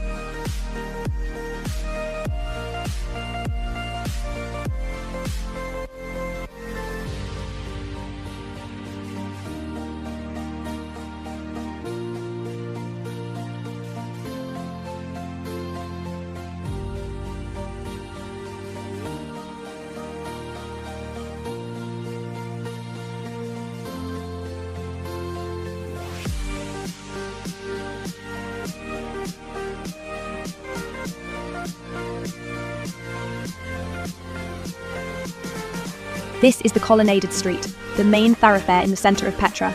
This road was the most crucial arterial road that ran through the heart of Petra and was renovated as part of the urban planning after Rome conquered Nabatea. It was built by the Romans around the 2nd century AD, replacing the dirt paths previously used by the Nabataeans with a paved road. The Romans straightened and narrowed the existing road that had formed along the winding waterway of Wadi Musa, paving it in the process. They erected double columns along the south side of the road and arranged commercial shops, establishing the typical Roman format of a main avenue. The shops along the street traded incense and myrrh from southern Arabia and East Africa, as well as spices and tea.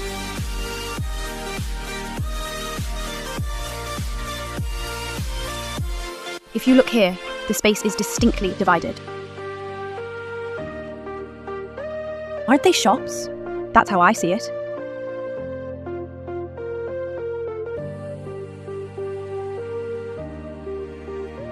There are only a few columns left here, but in the past, columns were lined up on both sides. I imagine it like that again.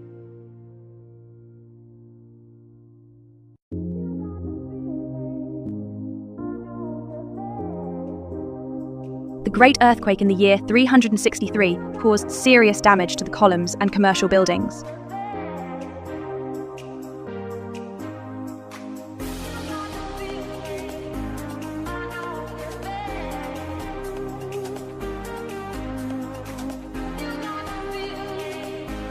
The 9 columns standing today are not in their original form.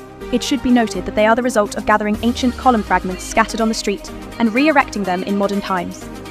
As you look at these columns, they are not solid pieces, they are stacked.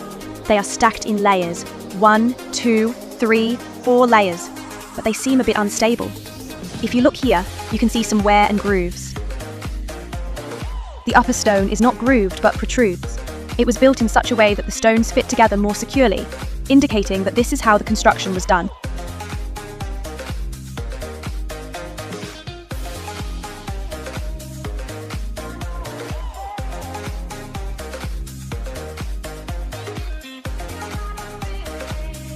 At that time, there was a big earthquake, so the ground shook once. As a result, even though it isn't very even, it has become less prone to flooding. Also, the middle of the road is slightly bulging. The sides dip down a bit, so even when it rains,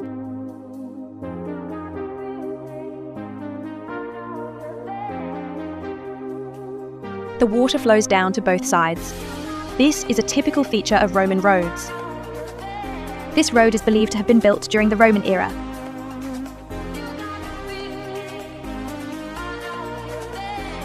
Nabatea versus Rome. This road is a space where Roman order overlays the road of Nabatea, the limits of the reconstructed columns. The columns visible today are assembled from scattered fragments, so it is more accurate to describe them as an archaeological reconstruction that suggests the grandeur of the past, rather than perfectly preserved ruins. End point of the trade route. Looking at the last,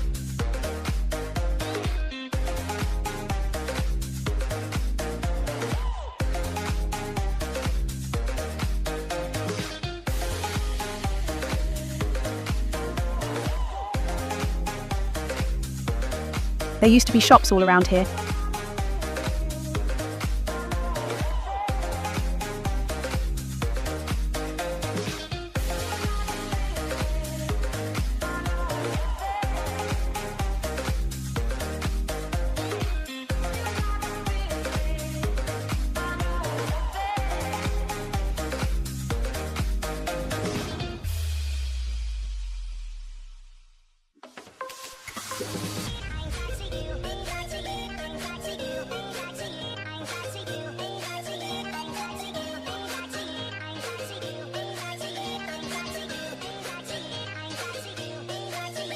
We are heading up to the Great Temple, Al-Ma'bad al-Kabir of Petra.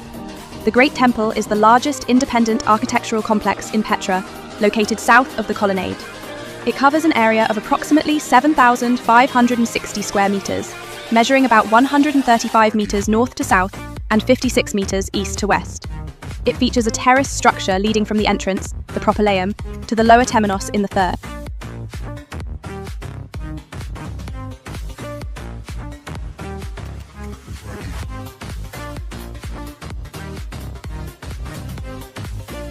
Inside the Great Temple, there is a small theatre, Theatron Bouleuterion, with about 600 seats. Due to this theatre structure, there is a debate among scholars about whether this place was a purely religious facility temple or a civic centre Bouleuterion for making city decisions. The elephant-headed capitals. One of the most famous artefacts found here, instead of the typical Ionic volute design, 4 elephant heads are carved on the column capitals. This serves as evidence that the Nabataeans embraced exotic cultural elements through trade with the East. The complex also had a large cistern capable of storing a total of 560,000 litres and an underground canal system. This demonstrates that Petra's core technology of hydraulic engineering was perfectly applied to this massive public facility. The Temple of the Great God is believed to have been completed during the reign of Nabataean king Aretas IV in the late 1st century BC. Like other ruins, it was severely damaged by a major earthquake in AD 363, and during the Byzantine period, some areas were repurposed for industrial use, such as pottery kilns. The temple is thought to have been not just a great temple, but a political and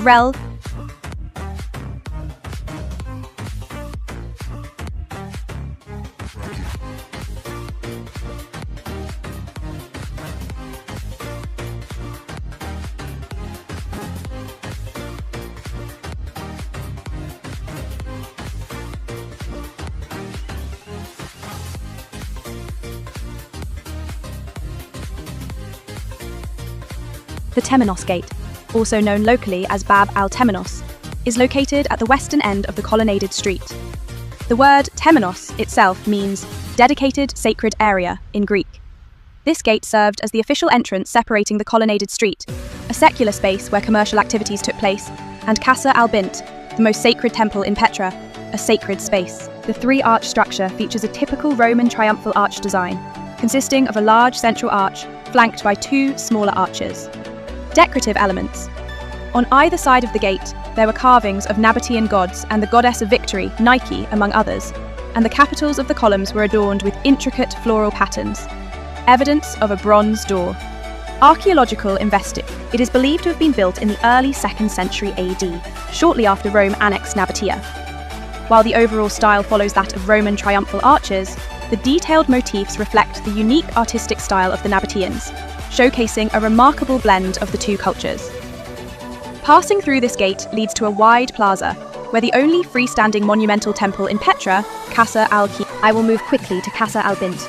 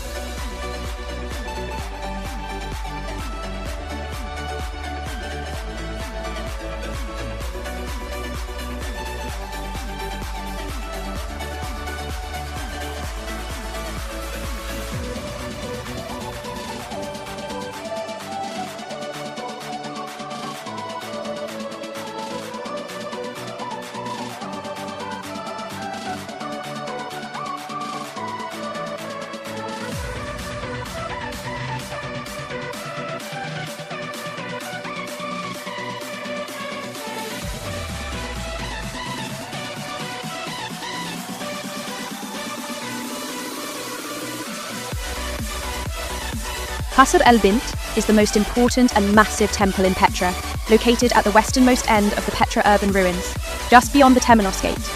It means Palace of the Pharaoh's Daughter in the local language, but it is actually a temple dedicated to the chief god of the Nabataeans. Unlike the rock-cut structures like Al-Hasne or Ad-Dir, which are carved into the rock, Qasr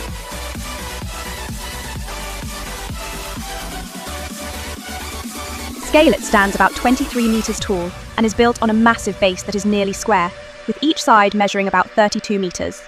Condition. Despite many freestanding buildings in Petra collapsing during the earthquake in 363 AD, a significant portion of this building's outer wall remains intact, demonstrating the remarkable architectural skills of the Nabataeans. The essence of seismic design. Wooden string courses. Wooden beams were inserted at intervals in the outer walls. This is a highly advanced seismic construction method designed to provide flexibility to the stone walls during an earthquake, allowing them to absorb shocks.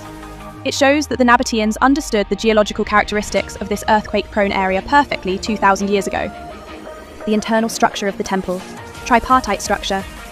Upon entering, it is divided into the pronaos, the central hall, naos, and the innermost sacred area known as the aditon. The aditon was where the altar was located, and is divided into 3 rooms. It is believed that the central room housed Dushara, the chief deity of the Nabataeans, with the goddess Al-Uzza and others on either side.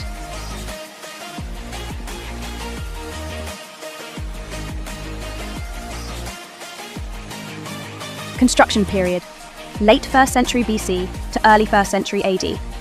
It is believed to have been completed during the reign of Obodas III or Aretas IV. Misunderstanding of the name. The name, Daughter of Pharaoh, is merely a legend created by later Bedouins, and in reality, it was the centre of national rituals symbolising the authority of the Nabataean royal family.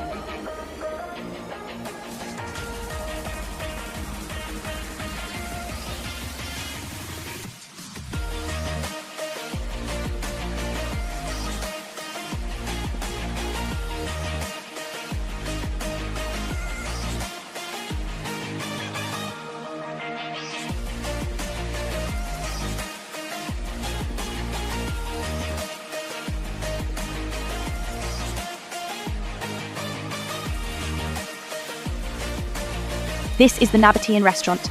The numerous holes carved into the rocky mountains along the path leading to Aldair, at the edge of the Petra city centre, well illustrate the characteristics of Petra as a complex living and burial space.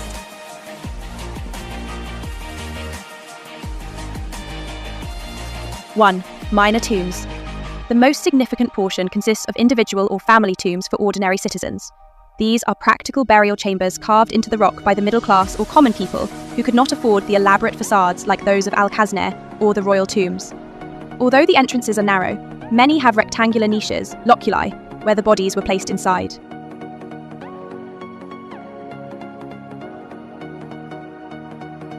Two, living and storage spaces. While Petra is known as the City of the Dead, it was a vibrant city where tens of thousands lived during its peak. Many of the holes in the Rocky Mountains were actual homes of the Nabataeans. The caves served as natural insulation, protecting against the scorching heat of summer and the cold of winter. Given its status as a trading city, many of these holes were also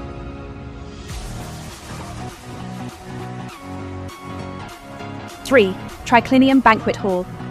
If the interior is particularly spacious and features a U-shaped stone bench, it is a dining and banquet space.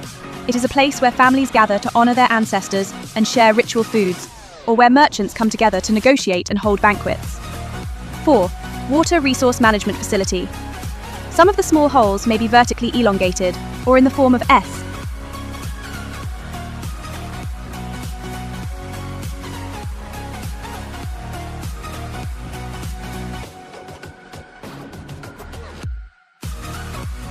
I will conclude this video while having a meal.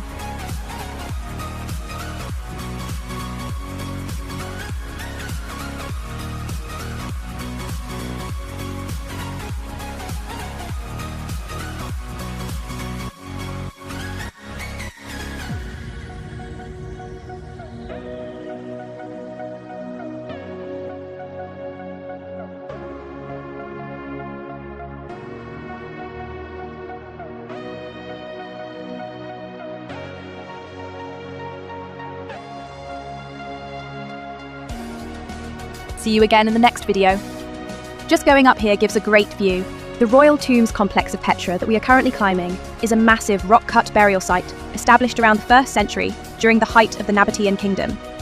This area is grandly spread across the northeastern cliff face, passing through the street of facades from Al-Khazneh, the treasury, and holds political and religious significance that can be seen from anywhere in the sea.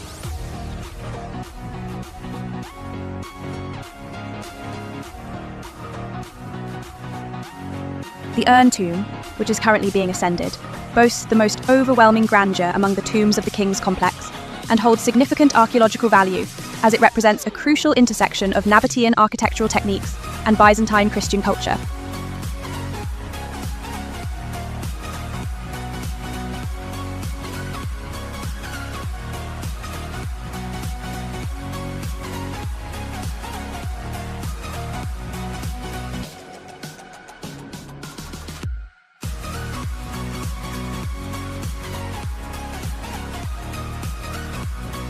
This is the lower arch. There is an arch-shaped structure stacked in 2 layers at the bottom front of the tomb.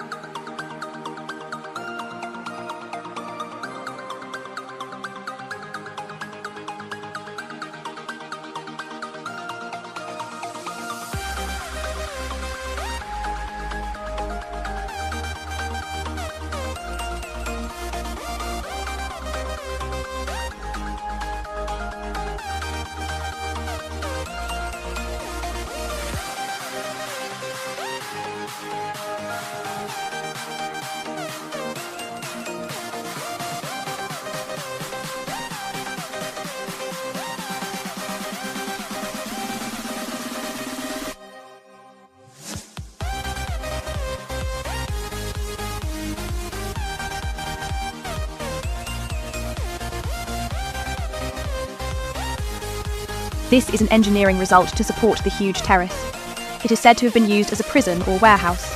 They have also created an arch structure here. It looks very similar to India. It's very similar to India. This is an old script. It's been blocked off these days.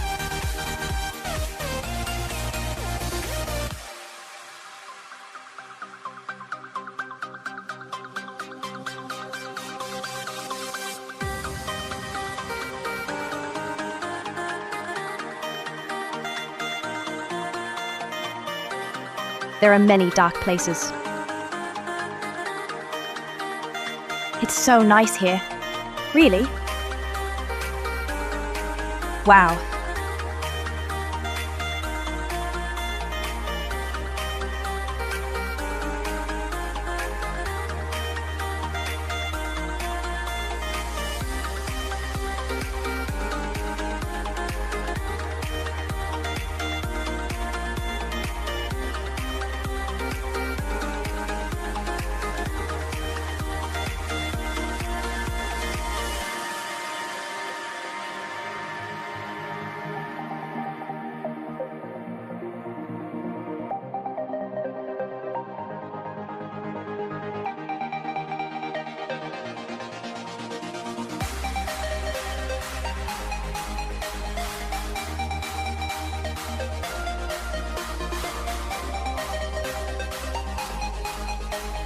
Awesome. We really made a great choice. This place really has something.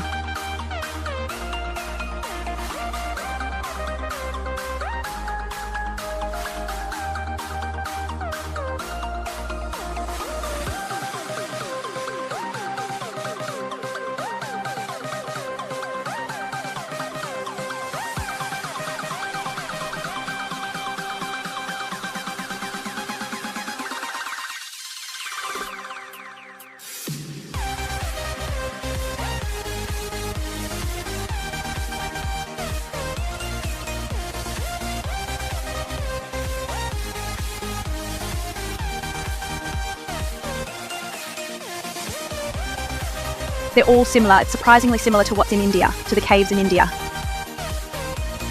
The similarity rate seems to be high. Very high. 90%?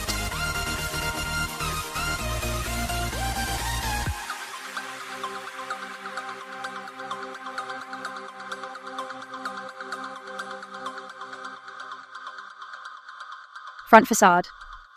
There are 4 massive columns arranged, and on top of the pediment there is a decoration in the shape of an urn, from which the name of this tomb is derived. In fact, this urn is presumed to be a symbol associated with the funerary beliefs of the Nabataeans, rather than just a simple decoration. If you look at the rock face just above the facade, you can see an artificially carved drainage groove. This is a sophisticated design that directs water flowing down the rock face during heavy rain to flow sideways without directly hitting the facade carvings. This facility can mostly be seen in rock-cut caves in India, with the Kailasa temple in Ellora being a representative example. The Nabatee. Originally, it was the tomb of a Nabataean king, presumed to be Aretas IV or Malichus II. But in 446 AD, it was converted into a Christian church by Bishop Jasinus of the Byzantine Empire. If you look closely at the back wall inside, you will find an inscription in Greek indicating that this space was consecrated as a church. The interior is a massive square space of about 18 meters by 20 meters, created by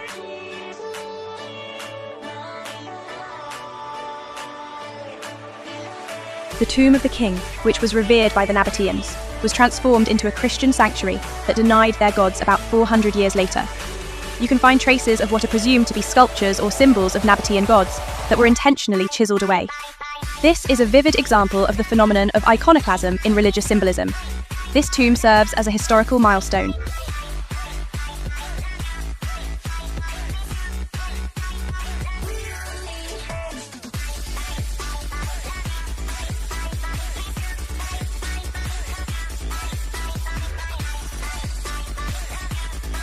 Thank you, soldier.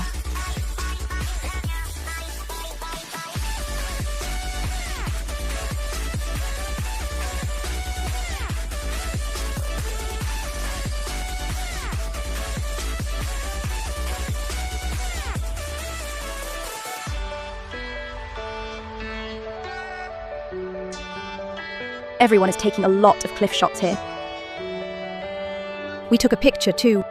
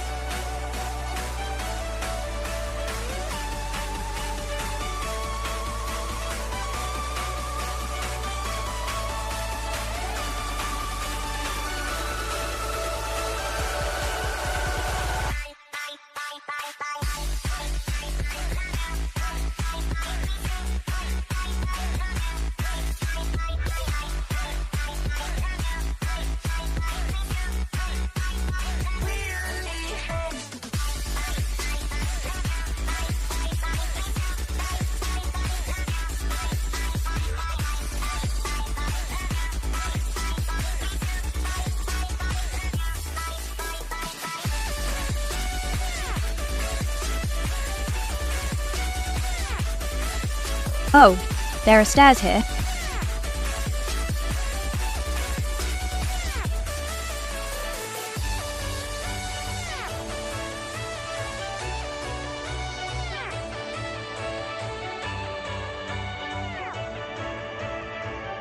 Huh? I didn't think there would be anything. Wow, we made it up here. The stairs are really well made. Oh, I'm so happy. This is so nice. No, you should guide us here. Why go up that difficult path? Isn't that a bit of a trekking course? These people like trekking.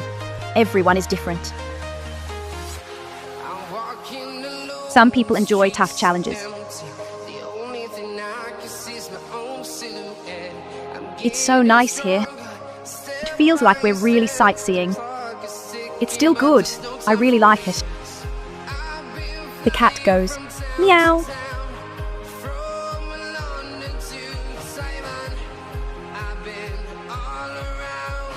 It doesn't even look at me.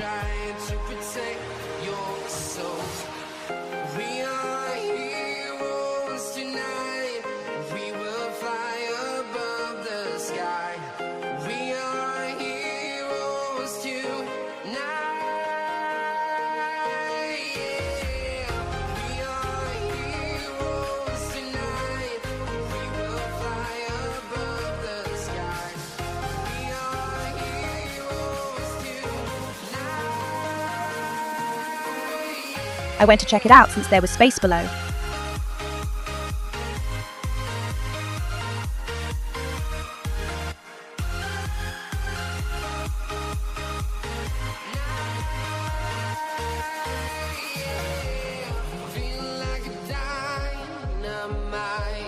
Ready to explore right up in the sky. I need you to listen, I need you to hear. But the smell of manure was so strong from the entrance that I passed. Ugh, the smell.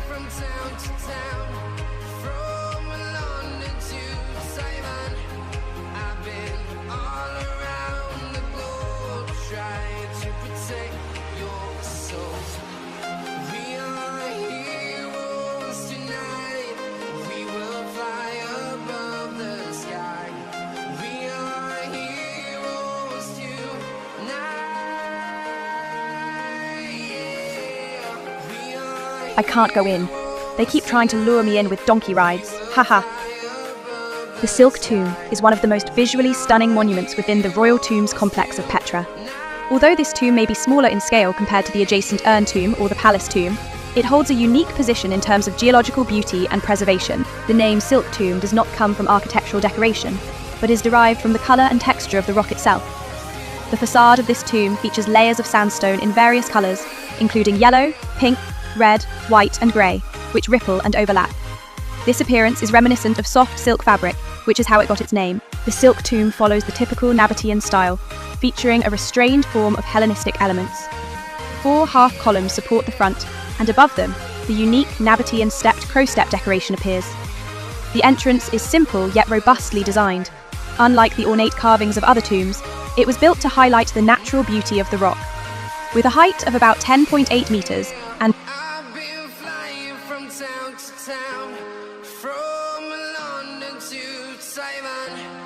I've been all around the globe trying to protect your soul.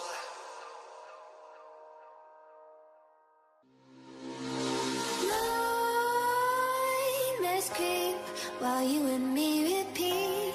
This bittersweet heat is suffocating. I'm waiting and always hesitating.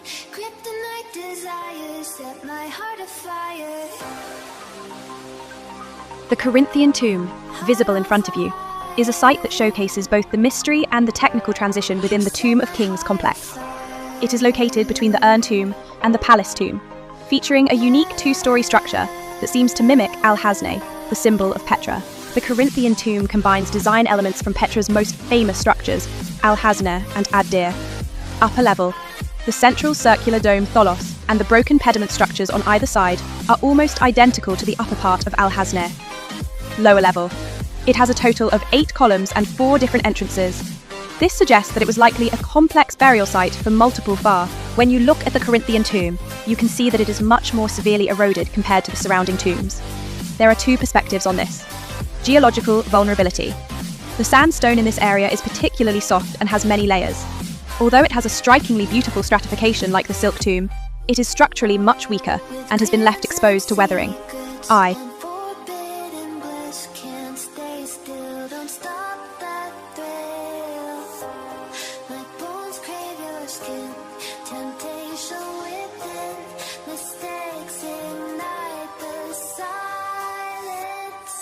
Looking at the interior, there are a total of 4 rooms that exist independently or are connected. Asymmetrical design. While the exterior appears symmetrical, the sizes and arrangements of the internal rooms are very irregular. This suggests that the internal space was secured first, and then the facade was carved out, or it was gradually expanded as needed. Signs of use. Like the tombs of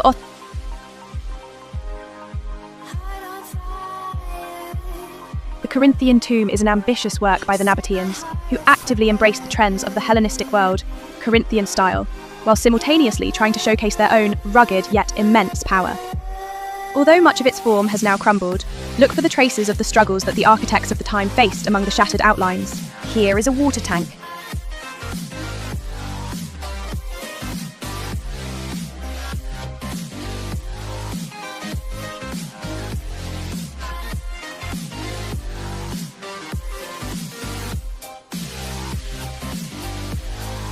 Let's take a look at the Corinthian tomb.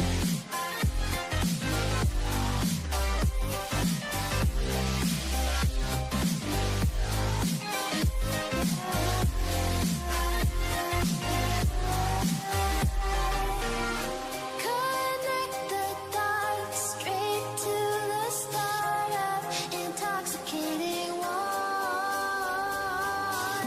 Lingering touch, these soft words whispered in the dark, set my heart on fire.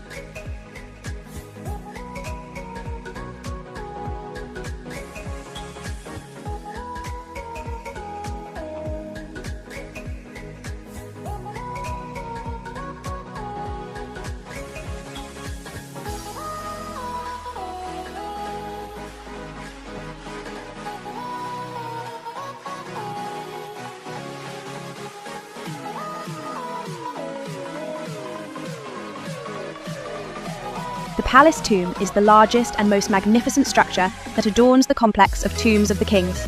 As the name suggests, it boasts an overwhelming facade, reminiscent of the palaces of ancient Rome, or the stage backdrop of a large theatre. The palace tomb measures approximately 49 metres in width and about 45 metres in height, making it one of the largest facades in Petra. It consists of a total of 3 levels. The first level has 4 entrances, and as you ascend to the second and third levels, you can see a splendid arrangement of overlapping columns and decorative elements. This tomb was designed to be viewed directly from the mem. The most notable feature of the palace tomb is its hybrid architecture. The secret of the upper part while carving down the rock face, the Nabataeans discovered that the height of the cliff was lower than the design height of the facade. They completed the upper third by stacking stone blocks. Take a close look at the upper part of the facade, the third level area. Unlike the smooth sections, see, going a step further than the Corinthian tombs, the palace tombs actively borrowed the architectural language of the Roman Empire. The design of the entrance. Among the 4 lower entrances, the 2 in the centre are larger and more ornate, and at the top, Roman pediments and circular decorations are arranged repeatedly. The depth of the space. The facade is designed to create a sense of depth. Look for the boundary line, joint line between the carved rock and the stacked stone. This is decisive evidence of the level of civil engineering technology at the time. The palace tombs are a monumental example of how the Nabataeans introduced artificial construction, stone stacking, to overcome the limitations of nature rock. Through this site, we can understand that they were architects with. This concludes the video on the tomb complex of kings. See you in the next video!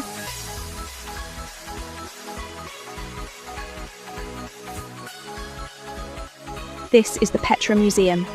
In the past, the Nabataean Museum, which was located in the cramped space inside Petra, had limitations in accommodating the increasing number of tourists, and the preservation environment for artifacts was poor. There was a strong intention to move the museum outside the entrance of the archaeological site to manage the artifacts safely. It was created to systematically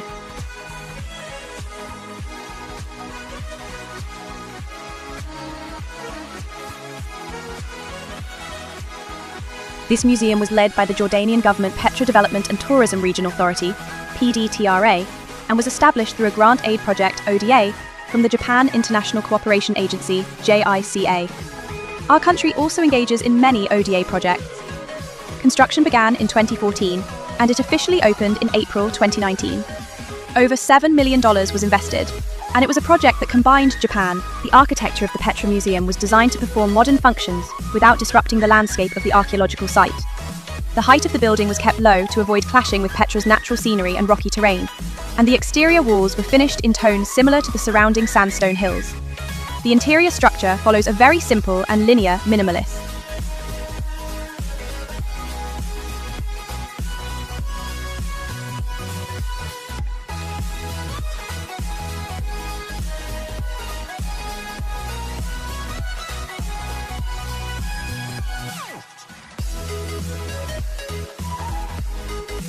The museum is designed to allow soft, natural light to enter, giving a modern reinterpretation of the changes in light experienced when passing through ancient caves or gorges. It features a one-way flow that allows visitors to naturally follow the timeline from the rise to the decline of the Nabataean civilization.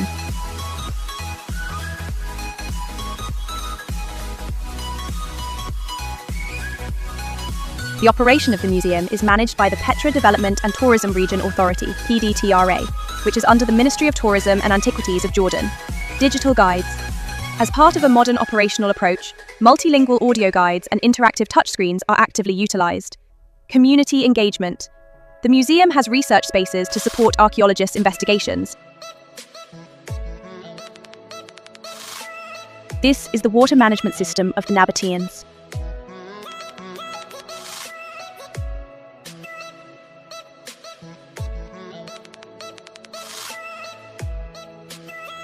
Water engineering.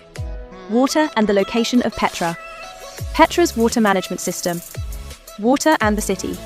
Yes, they managed water well. There was a lot of explanation in the on-site video, right? Garden, fountain and bath. It's here too. Ondol. This is where the fire is lit. Then the water is heated here. This type of Roman ondol is called hyperkos.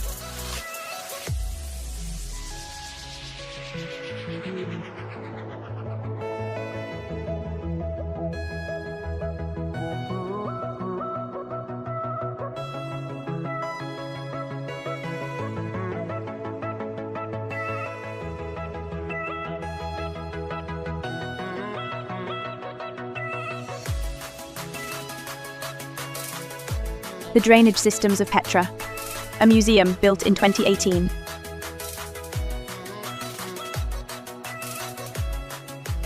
As part of the ODA project from Japan. This is the monumental bust of Du-Shara. Du-Shara was worshipped as the highest god of the Nabataean pantheon and the lord of the southern Shara mountain range in Jordan. Originally, the Nabataeans had an aniconic tradition that did not depict gods, but under the influence of Greco-Roman culture, they came to identify Du-Shara with Zeus. The bearded male figure seen in this bust follows the type.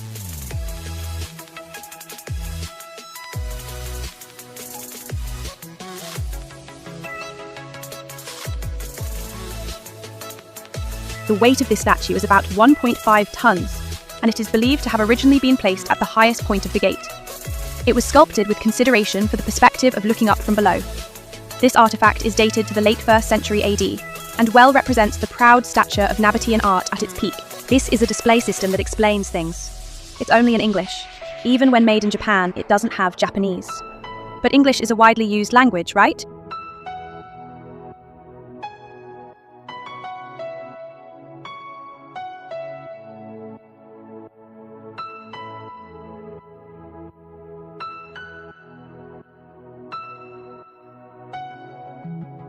The nature of Jordan.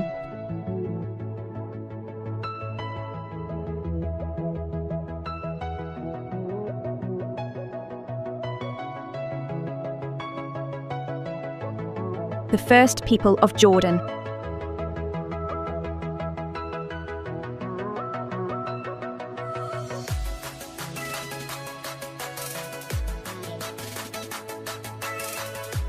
Prehistoric people.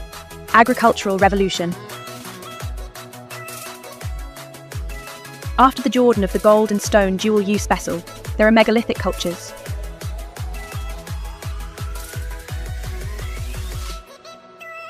Dolmens. And here too are dolmens, right?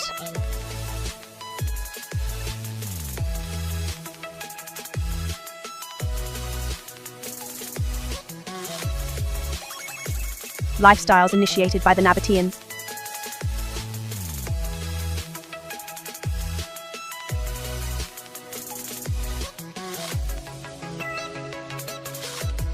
Christian culture.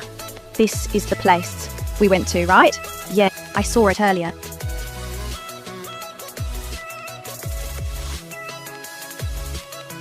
They just put up a mosaic panel, and what is all this? I think this is a grinding stone. Do you know what this is? Grinding stone? Grinding stone.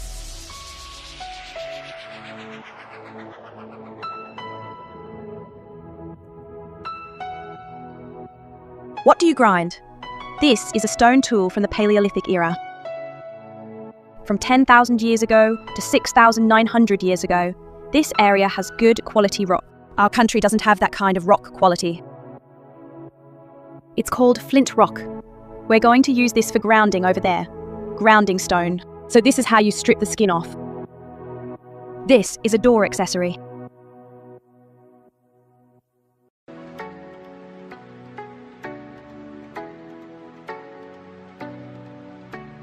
Yes, stone tools were found here too, which is to be expected. This area is the fastest in the world. This is a baby tomb that dates back to 7,500 to 6,900 years ago.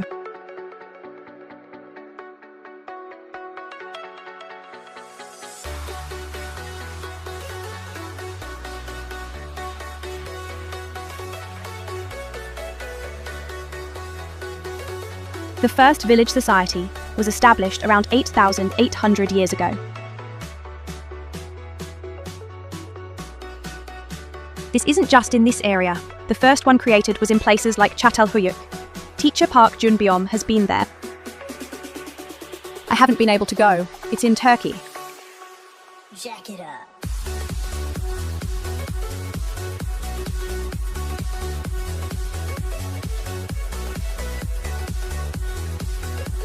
Why did you put the grinding stone here so often? This place hasn't had pottery for long, has it? It's the 7th century BC, so about 2,700 years ago, the Bronze Age.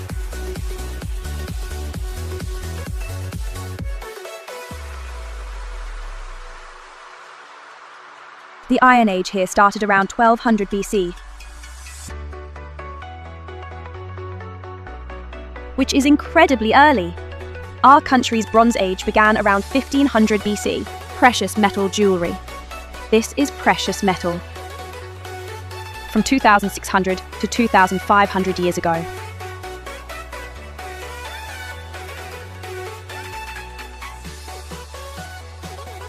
The design is quite nice, isn't it? This is pretty too, right? This is a brazier, isn't it? You put in firewood to heat things up. How many years ago was that? This is also really old, from before Christ. And it's from the same period. Should I make one for you? Sounds good. The direction. It seems like there's no direction.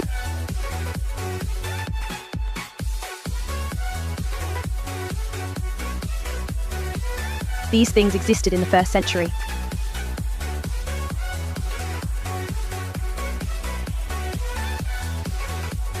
But you can see all of this at the archaeological site.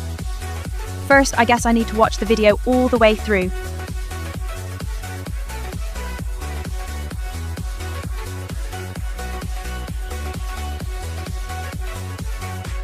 Oh, did you bring that?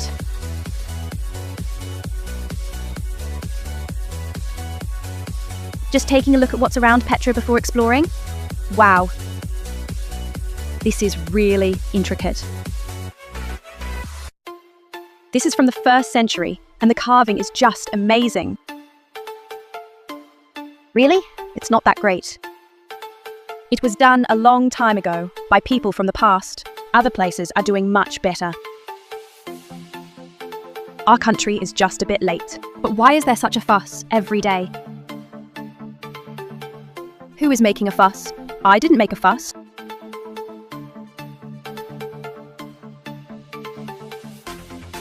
Is this supposed to tell us about history? Is it similar to what I saw yesterday? It seems similar to what I saw yesterday.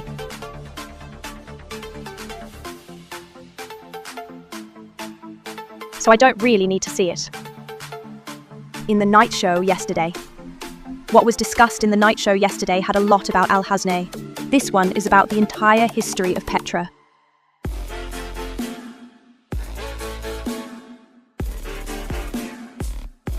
But they also covered the entire history there.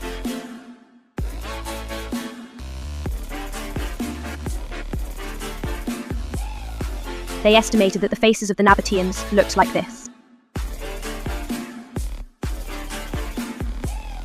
The food culture of the Nabataeans.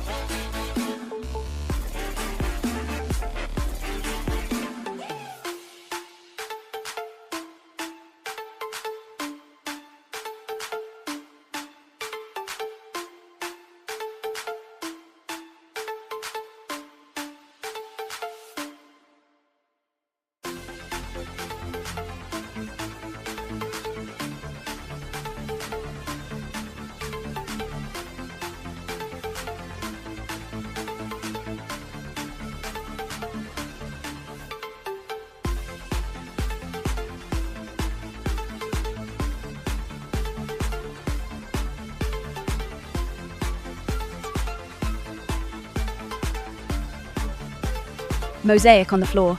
Nabataean mosaic. Pompeii is also from the 1st century.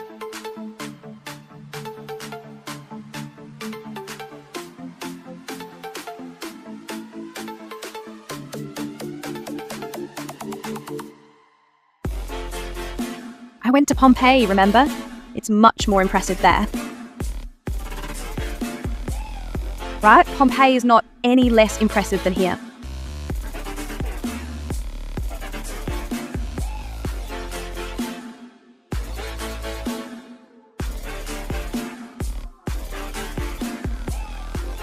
Pompeii is truly moving. Pompeii has the entire town preserved. So you can see the daily life of the townspeople. And there are mosaics with dogs depicted. It says in Latin, "Beware of the dog." There are mosaics drawn, and also election posters from that time. Just like people these days, politicians fight over who should be elected, right? It's covered in graffiti and it's really fascinating, but it was formed by a volcano. Oh, Hypercost! It's the Ondol in the winter reception room.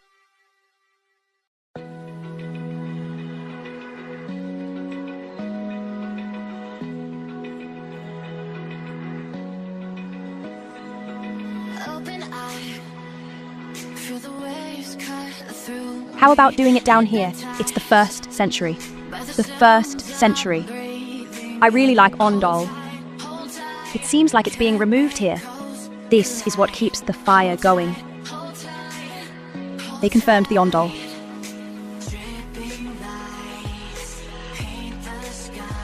They confirmed the Ondol. There was something like a bath in the luxurious house of the royal residence.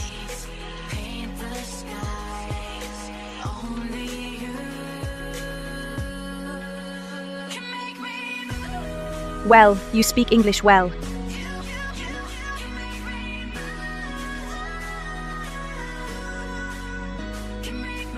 Right? Aren't you good at English, as a mum? It doesn't matter at all. I've forgotten everything. This is an ancient trade route. It's a trade road.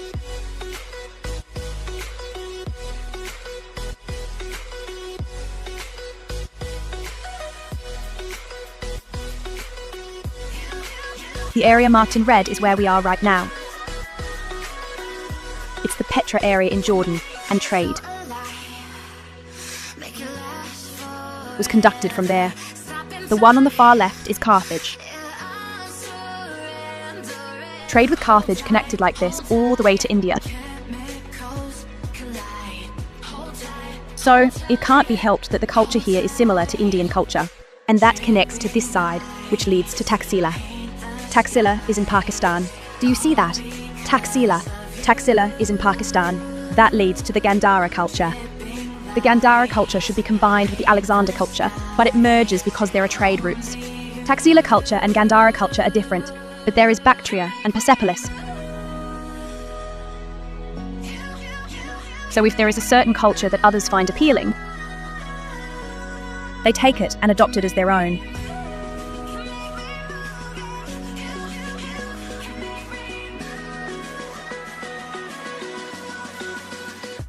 So even something like Petra here was seen by Indian people and they thought, oh, this is nice. So how do you make it? If you're curious, you should learn about it. Adapting to India. But the problem with people studying in our country is that they learn about India separately. Learn this separately, learn Chinese history separately, and learn this separately, so it doesn't connect. People have no idea where this came from, or why it came, but at least the Eurasian continent is all connected. So you can think of it as a global village from a cultural standpoint, but there aren't many people who understand that. However, those who visit these historical sites can understand it, but anyway, that's what I advocate. What do we call this transmission? It's called stimulating transmission. Stimulating transmission. It's not about bringing culture, but rather being stimulated by that culture. It's not about just copying what you saw after being stimulated. I came to Petra and saw that they were digging up the caves. Oh, that's nice. Then they started using it too. But it's not just Petra. This whole area is like that. The entire area. The Naqsh Rostam in Iran that I posted the day before yesterday was also created as a tomb in this way, by digging a cave. It's all just copying. Oh, rather than saying copying, it's more like referencing. Stimulus propagation. I am one of the strong advocates of the Eurasian stimulus propagation theory.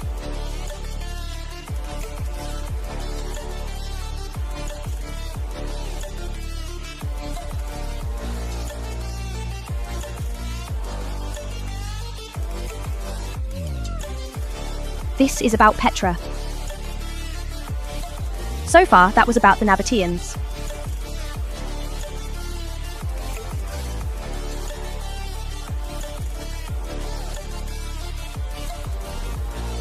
Since there are no artifacts like this there, we have gathered various artifacts excavated from Petra. Stranded in the open, dried out tears of sorrow, lacking all emotion,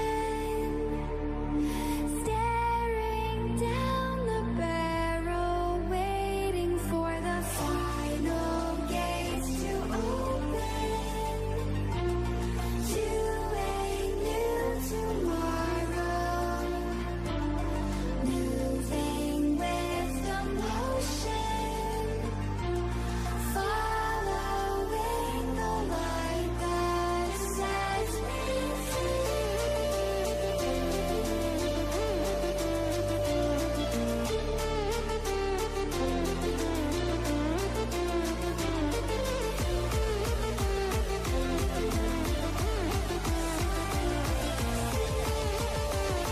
Here's the excavation timeline of Petra.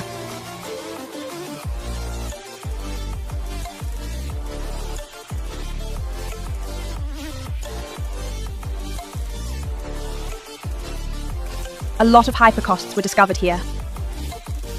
This is the information from the 20th century investigation in Petra. I don't really care about all this. I guess these are the faces of the people who conducted the investigation. These must be their business cards.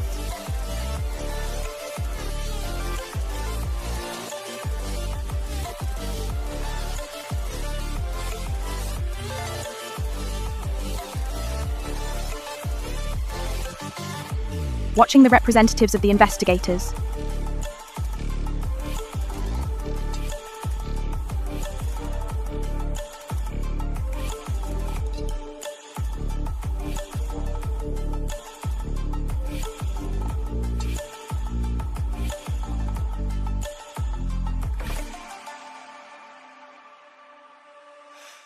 These people live like this. Oh, there's a gift shop here.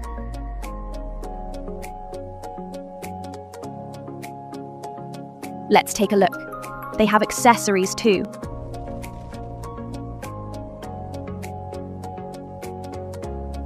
It's really expensive here.